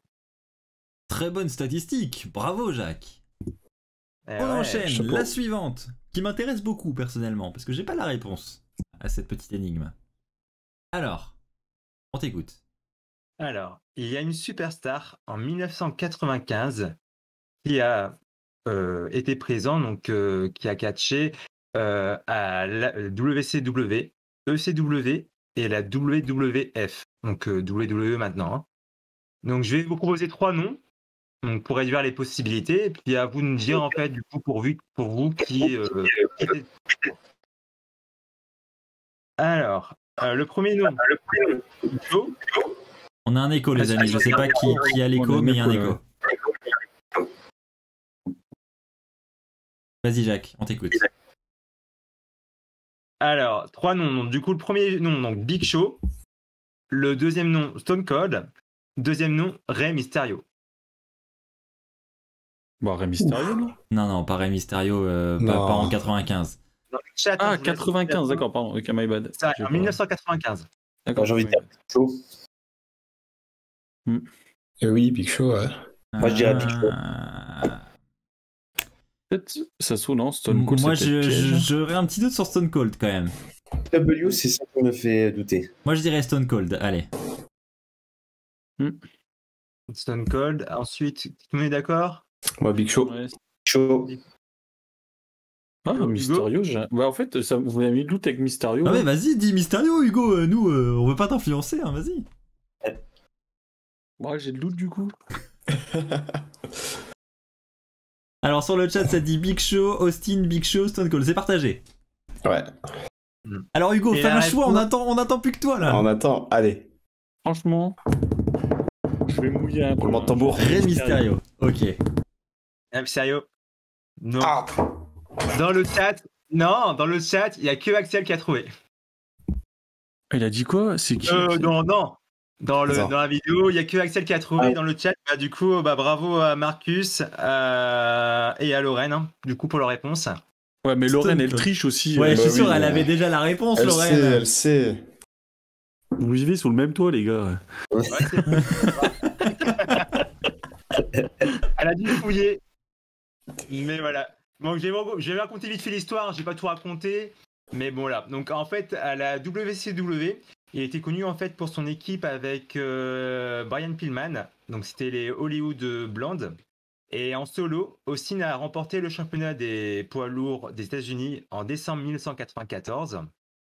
Et en 1995, il se fait virer par téléphone par Bishop. Donc, du coup, dans les interviews, tu vas voir Stone Cold Steve Austin a la haine contre Bishop. Que voilà, par téléphone, c'était vraiment dégueulasse pour lui. Donc, il était en froid un peu par rapport à Bishop, par rapport à ça. Ensuite, du coup, C'est j'en étais Bishop où ou c'est Bishop? Parce que j'ai un doute. Bishop, pardon. Je voyais personne réagir depuis tout à l'heure, mais j'avais le doute et je Ouais, me disais, ouais, est-ce que c'est c'est vrai, moi qui c'est entends moi, mal ou. Bishop. Et du coup, il y avait des rumeurs par rapport à la raison à laquelle voilà, il était viré. Donc, il y avait des rumeurs comme quoi. Big il Shop, rapportait Big pas assez Shop. d'argent. Bon, laissez-moi parler, les gars. Désolé, vas-y. On te laisse la grande scène. Non, mais je plaisante. Non, du coup, il y a des rumeurs comme quoi, en fait, il rapportait pas assez d'argent à la fédération. Et d'autres rumeurs aussi comme quoi il n'avait pas de potentiel créatif à cette époque-là. Et la vraie raison, c'était du coup Eric Bischoff. Il l'a dit sur un podcast comme quoi il était sujet à pas mal de blessures. Donc, du coup, il voulait plus de lui à la WCW. Donc, dans la même année, donc, du coup, en 95, il est parti à la ECW, où là, il a travaillé son micro, il a travaillé avec Mick Foley. Et ensuite, quelques mois plus tard, il se fait appeler du coup à la WWF pour commencer. Donc, du coup, là, il commence directement là-bas par un nouvel gimmick. Donc, il a une gimmick qui s'appelle, je l'avais noté, Ouais, le Ringmaster. Donc Oui. Ringmaster. Mais malheureusement, en fait, ça prend pas. Et du coup, il décide de changer de look et de se raser la tête. Et puis de s'appeler Stone Cold. Et franchement, Ah bah, c'est beau. ouais, et Donc très voilà, belle donc, du anecdote. coup, Hein. en année, Franchement, Merci. bravo Bravo. Jacques. Hein. Franchement, non, très très bonne anecdote pour de vrai. Là, ça mérite plein de GG dans le chat. Ouais, quand même. franchement, des applaudissements fait. sur le chat, surtout pour Big Shop, hein, surtout. On applaudit Jacques, merci. Et juste avant de passer à la dernière WrestleFact, parce qu'il a beaucoup travaillé Jacques, il en a 3 à nous donner. Bon, par contre, il a un peu mal estimé son temps de parole, hein, parce que sur le programme du podcast, il m'a mis 2 minutes sur chaque. Et là, on est à peu près à 10 minutes hein, par WrestleFact, mais c'est pas grave, on t'en veut pas Jacques, parce que t'as travaillé. Donc bravo à Eh toi. oui. Juste avant de passer à la suite, j'ai totalement oublié tout à l'heure de remercier Fabiche encore hein, pour ses 10 subs offerts. Et donc le sub in the bank est désormais à 52 et Fabiche qui est de nouveau le détenteur de cette mallette. Merci à toi Fabiche. Le best. Trop fort, Fabiche. Et donc on passe à la dernière WrestleFact qui, il me semble, concerne Jinder Mahal. On t'écoute Jacques. C'est bien ça. Alors, on va parler un peu du règne de champion de WWE de Jinder Mahal. Donc, à votre avis, qu'est-ce que ça peut être? C'est sur la durée? Le plus nul. Axel, il se rapproche la durée. Donc, je vais rebondir parce que bon, il n'y a plus trop d'autres choses à dire dessus. C'est En pas un... proposition. Je peux essayer de deviner ou pas? J'ai pas du tout l'anecdote, hein. Mais c'est pas une histoire Ouais, du style le champion mondial hors américain le plus long ou un truc comme ça? Non, ok. Non. Non. Mais non, Le t'es temps pas de loin. match. C'est sur son règne. Tu disais quoi? Le temps de ces matchs qui est en dessous de la moyenne au niveau de la durée, non? Non, même si on le pense tous, hein, mais. Même la qualité, hein, mais. Non, en fait, Jinder Mahal devient champion en 2017 face à Orton à Backlash, si vous vous rappelez tous. Bien sûr. Et il a un règne cet allant du coup à 170 jours. Sachez que 170 jours, c'est plus que certains catcheurs. Alors, par exemple, Edge. Edge, en tant que champion de WWE, en fait, il cumule un règne de 139 jours. Donc, Jinder Mahal, en fait, a battu le nombre de règnes cumulés WWE champion d'Edge. Ah, c'est dur. Ouais, Ouf. on ne dirait pas. Hein. Ouf. Ouais. Et je vais vous dire d'autres stats encore plus affolants. Le règne de Jinder Mahal, en fait, a battu aussi le nombre de règnes, enfin le nombre de jours de Goldberg en tant que champion. Goldberg champion, peu importe la ceinture. Hein. Goldberg Donc, a y compris cumulé en tout 149. WCW. Ouais, Goldberg, il a eu 3 règnes. En tout, il a 149 jours de règne. Donc, il s'est fait battre. Il y a Rey Mysterio aussi. Il a 3 règnes de 140 jours en tout. Et également Jeff Hardy. Jeff Hardy, 3 règnes, 70 jours. Donc, il les a tous battus. Et encore, la liste peut aussi s'agrandir parce que là, sur le règne de Jinder Mahal, on est à 170 jours. Juste derrière lui, il y a le Miz avec 2 règnes, donc 168 jours. On a Edge, du coup, je disais juste avant. On a Eddie Guerrero. On a Biggie, Chris Jericho. Donc là, sur le titre WWE, du coup, Jinder Mahal les a tous battus. Franchement, ça aussi, Belle c'est... anecdote, hein. Regardez le faillot là encore, ma vaisselle. tout ça, vous savez pourquoi? Tout ça parce que Louis il a pas encore sa chronique. Donc là il fait voilà, tout ça pour se dire voilà, peut-être qu'après j'aurai ma propre chronique aussi, je vais faire mon petit faillot. Ouais. Ça donne du travail. Oui, bah oui, de toute façon tu bosses tes fiches, donc quoi qu'il arrive, un peu de travail en plus, tu diras jamais non. Ça, c'est le genre d'anecdote qu'on aurait pu mettre dans le fameux quiz à Lille dans la catégorie indien avec lui. Si l'artichaut, tu connais. Brett Artichaut. Ouais, c'était Brett Artichaut, oui. Le pseudo. Privé de joke hein, au passage, je pense que les gens n'ont Oui. absolument rien compris. Ouais, c'est clair. Mais c'est pas grave. Eh bah écoutez, on peut remercier Jacques. Merci beaucoup Jacques pour ton travail cette semaine. Et on t'attend avec impatience du coup la semaine prochaine. Même le chat, hein. J'ai vu les applaudissements, tu gères Jacques. Enfin bon, ce qu'on dit pas c'est que c'est Lorraine hein, qui dit ça sur le chat, hein, donc celle qui vit sous le même toit que Jacques. Mais quand même, ça fait plaisir quand même. Et si je dis que c'est Lorraine qui a tout trouvé? Non c'est pas vrai. C'est elle qui a Rassure-nous, fait c'est tout pas le vrai. boulot, quoi. Ouais, c'est elle qui a tout fait. Non. Ah, quand même. Ah. Alors, Bon. la semaine prochaine, j'aurai des meilleurs parce que là, on va crescendo. Parce que là, on reste dans le thème Wargame. Donc, du coup, je suis resté sur Yoshirai et puis un peu Stone Cold aussi. Parce que voilà, Stone Cold, on a parlé de lui tout à l'heure. Bon, la semaine prochaine, ce sera un peu plus varié, entre guillemets. Ok, très bien. bien. Eh ben, un peu de teasing en plus, franchement, il est bon ce Jacques, il est bon. Ouais. Bah écoutez, les amis, je vous laisse passer à la suite. On va désormais parler du prochain SmackDown et revenir un petit peu aussi indirectement sur ce qui s'est passé la semaine dernière. C'est parti pour la SmackDown Preview.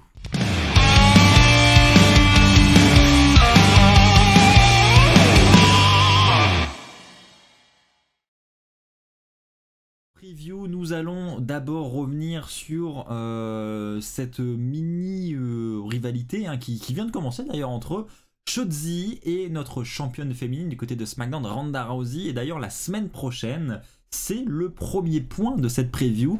Je dis la semaine prochaine, mais en fait c'est cette semaine, autant pour moi, hein, c'est déjà demain, on est déjà jeudi. Shotzi va affronter Shayna Baszler dans un match 1 contre 1. Alors bon, je pense qu'on va pas avoir grand chose à dire chacun sur ce match là, mais que pensez-vous plutôt de ce choix de Shotzi? Parce que honnêtement, je pense que pas grand monde l'a vu venir cette victoire de Shotzi. On n'en a pas parlé ensemble la semaine dernière lors du podcast parce que le match a été annoncé après l'émission, donc on n'a pas pu en parler.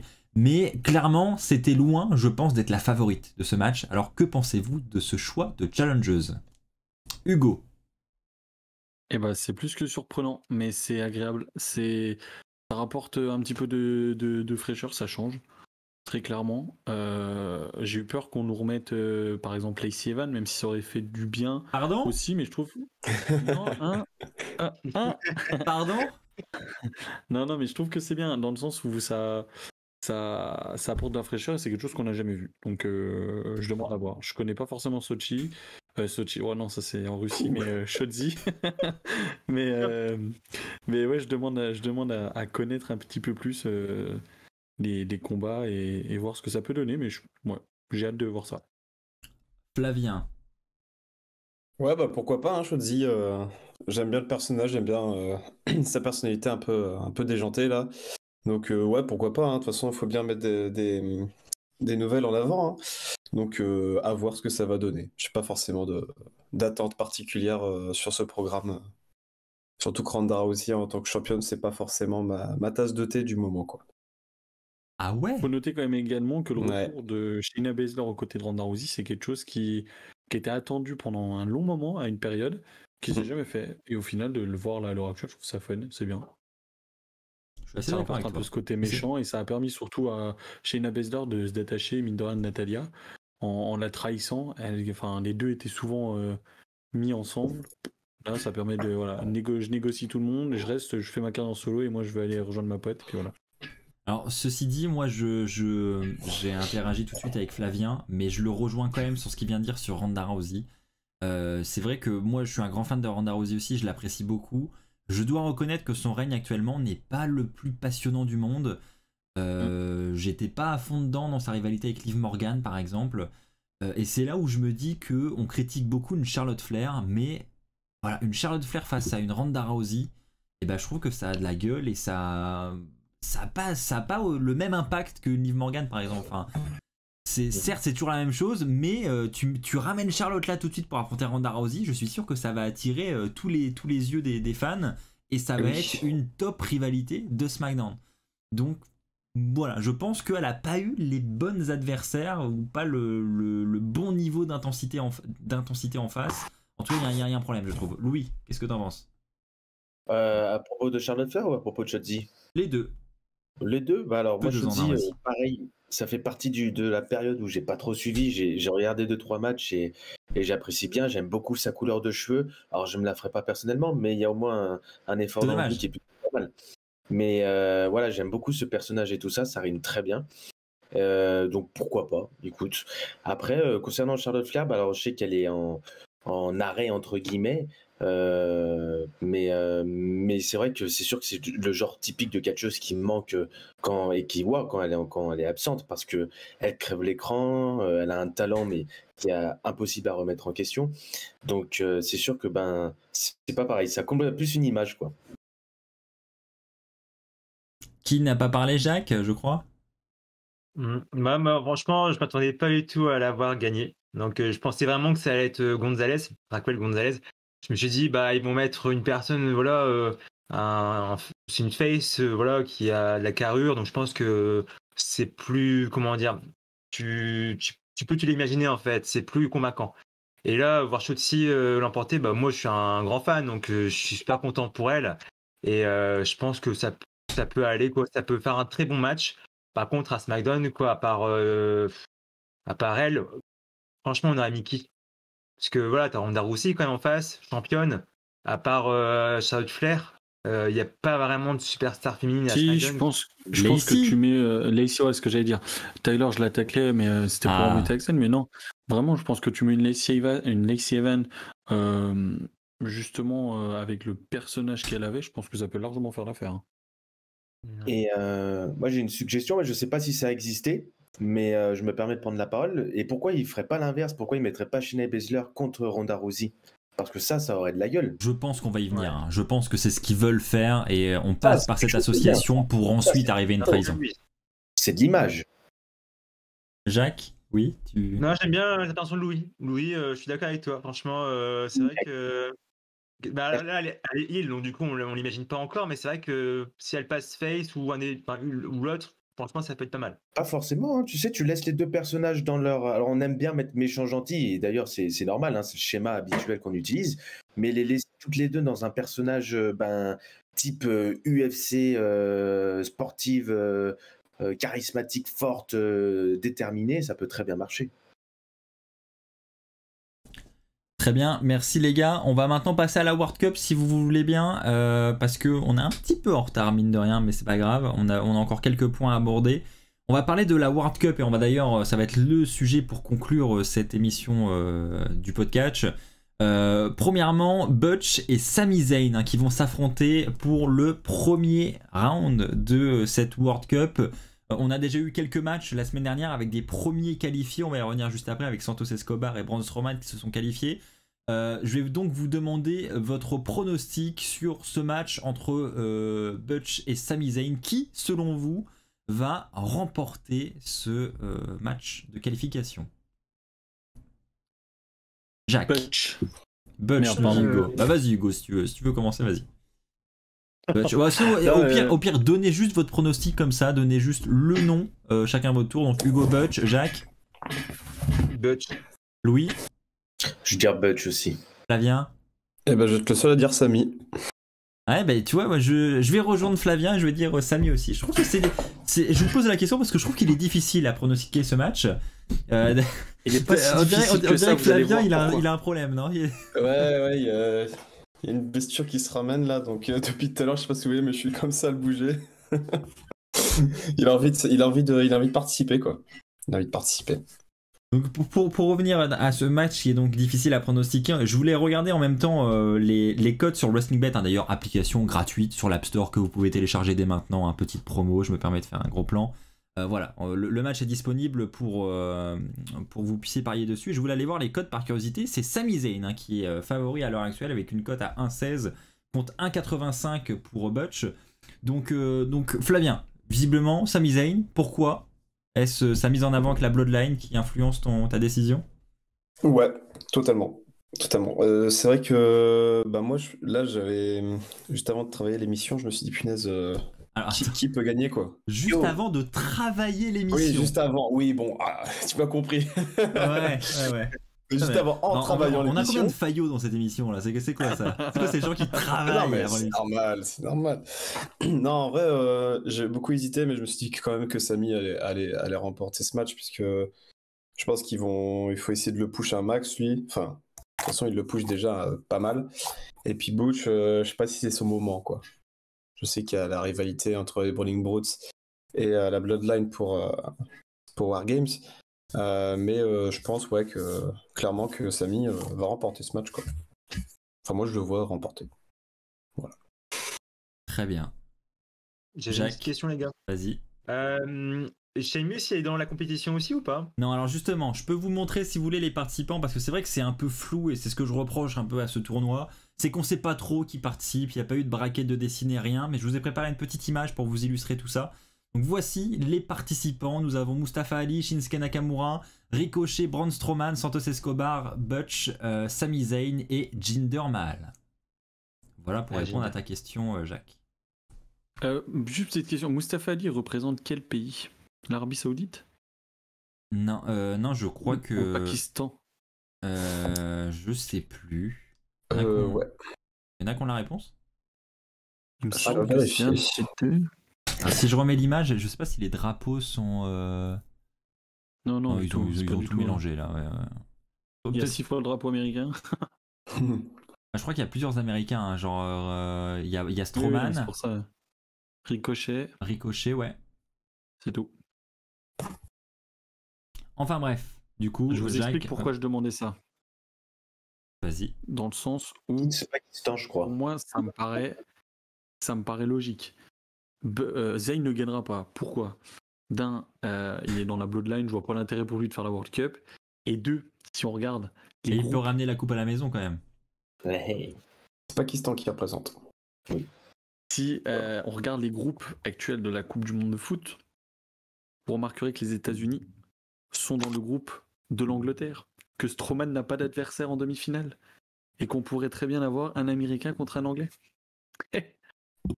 Ah oui, t'es allé comparer les nationalités par rapport aux phases de poule de la Coupe du Monde, quoi. Elle est jusque là. Ils ont fait une Coupe du Monde, pourquoi ils iraient pas jusque là non plus? Ah non, mais t'as raison. J'avoue que j'y ai pas du tout pensé à aller comparer ça par rapport au vrai match de poule de la Coupe du Monde, mais pourquoi pas? Vous en pensez quoi les autres? De la théorie de Mister Hugo? Moi, j'y crois pas. Comment il clash, Louis? Moi j'y crois pas, hein, non. Ça fait plaisir. Ouais. Mais encore, Louis. Putain, j'aurais dû t'abandonner à l'aéroport à Lyon, toi. Non, mais non, pourquoi pas, mais J'y crois pas, mais pourquoi pas? Ok, Louis, merci de ta venue. Franchement, merci d'être venu.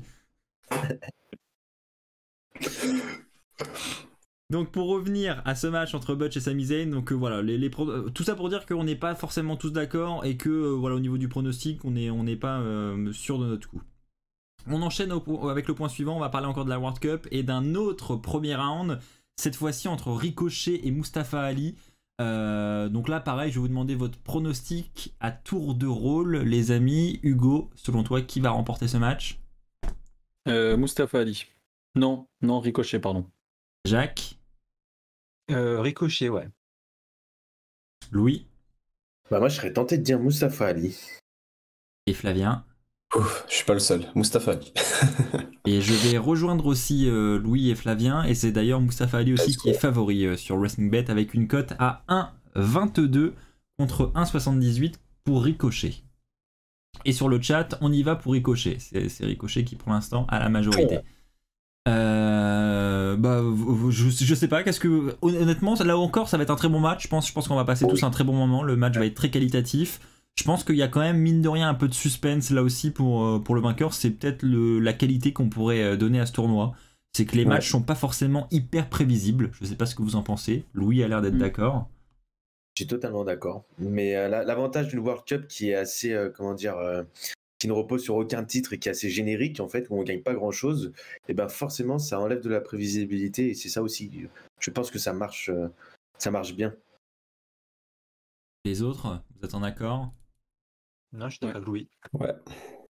Et donc, justement, la question qu'on va se poser maintenant suite à ces deux matchs, sur qui va l'emporter entre Butch, Sami Zayn et Ricochet, Mustafa Ali, c'est qui vont affronter ceux qui se sont qualifiés la semaine dernière. On vous rappelle que on a premièrement Santos Escobar qui s'est qualifié la semaine dernière.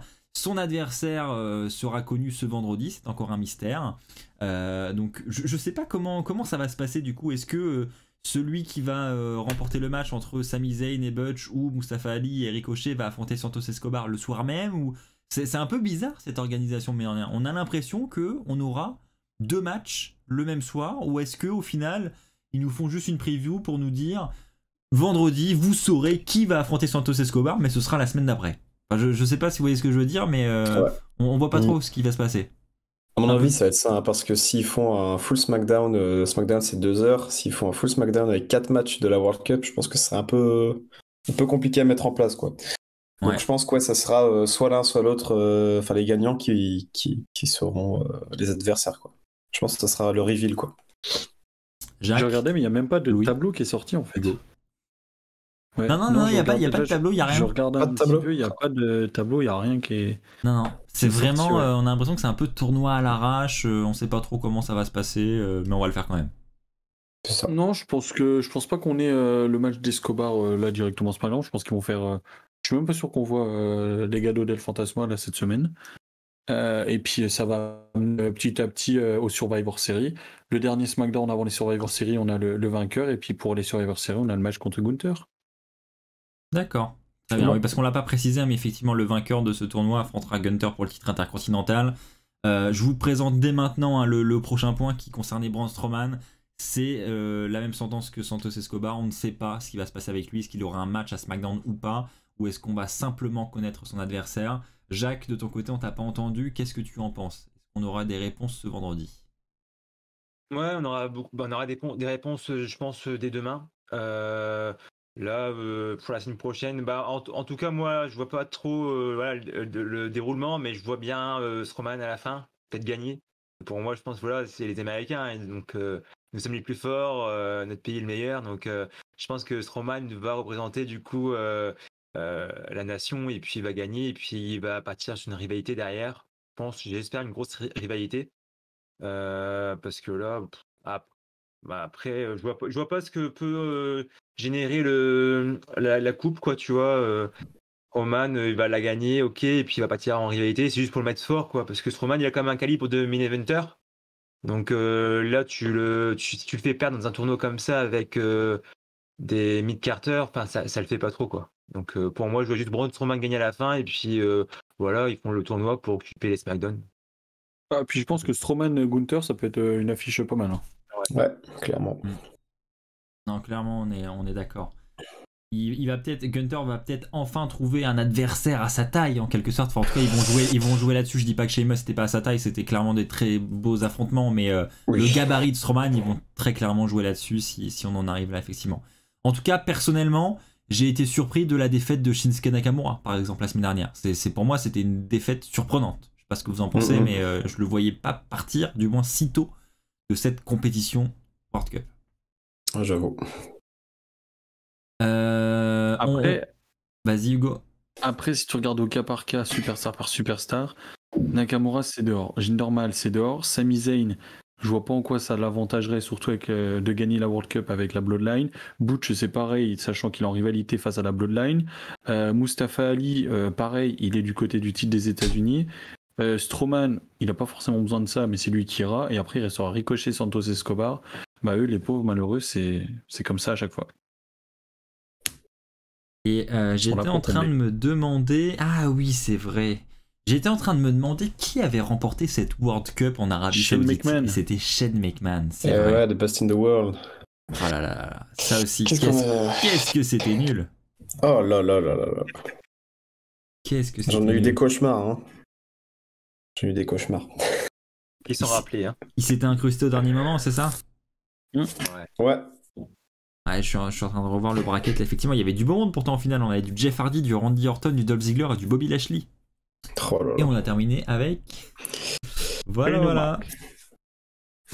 Ok. Et bah Il ouais, reste bah la écoutez les amis, on verra bien hein, ce que ça va nous offrir dans les jours qui arrivent là, hein, avec le SmackDown de demain. On aura clairement des réponses et on aura même les demi-finales, donc on en saura beaucoup plus. Et bah écoutez les amis, bah voilà sur mon programme, hein, c'est écrit 23h06 pour ce point, il est 23h05, on est quasiment à l'heure les amis, hein, donc il ne me reste plus qu'à vous remercier encore une fois amis chroniqueurs d'avoir partagé cette soirée avec moi. Et puis merci également à tout le chat qui a encore une fois suivi cette édition du podcast en direct avec nous. J'espère que vous avez passé un très bon moment pour cette deuxième édition, j'espère qu'on vous retrouvera aussi nombreux la semaine prochaine. Avant de donner la parole aux chroniqueurs, je veux remercier également tous ceux hein, qui ont soutenu le stream aujourd'hui et notamment notre sub in the bank Fabiche et notre Beats Champion également Fabiche hein, qui détient encore les 2 ceintures.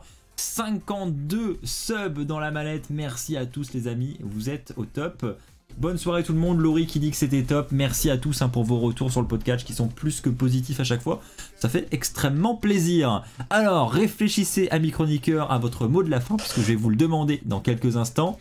Et je vais demander évidemment à Flavien de commencer et de nous donner son mot de la fin, mais en mode Titeuf, évidemment. Là, tu peux pas y échapper. Ciao les gars. Ah oui, d'accord. Voilà. Ok. Louis qui d'ailleurs lui aussi, pour ceux qui ont vu une certaine édition du podcast, est lui aussi un très bon imitateur. Alors, je ne ferai pas la voix de Jean-Luc Reichmann ou de Laurent Ruquier. Allez. Non, il y a déjà des émissions où j'ai été diffusé trahi partout. Donc voilà. Et moi, en dernier mot, je dirais bonheur. D'accord. C'est beau. Ensuite, Hugo.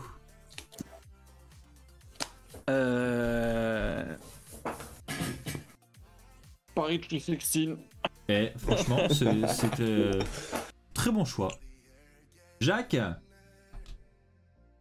Et Jacques, c'était celui qui a eu le plus de temps pour réfléchir, là, franchement, t'exagères. Oui. Mais non, j'allais dire en plus, putain. Paris 316. Non, mais t'allais dire. Moi, j'aurais dit. Moi, personnellement, c'est ce que j'aurais dit. C'était parfait, j'aurais dit Big Shop. Ah bah oui. C'était le mot de la fin On pour n'a toi. même pas pensé quoi. Bah oui, abusé. Ouais, mais je me dis, on a pris du retard à cause de ça, donc je vais pas encore refaire du retard avec ça, quoi. Bah oui, ouais. Bien sûr. Et bah écoutez les amis, il ne me reste plus que moi aussi à vous remercier. Merci beaucoup. Merci également à nos amis de la team rediffusion sur YouTube. Merci à ceux qui regardent cette émission en replay. On se retrouve donc la semaine prochaine en direct sur Twitch. Merci à tous et d'ici là, comme d'habitude, n'oubliez pas, je suis toujours très très fier d'être fan de catch. Allez, bye tout le monde! Au revoir. Salut.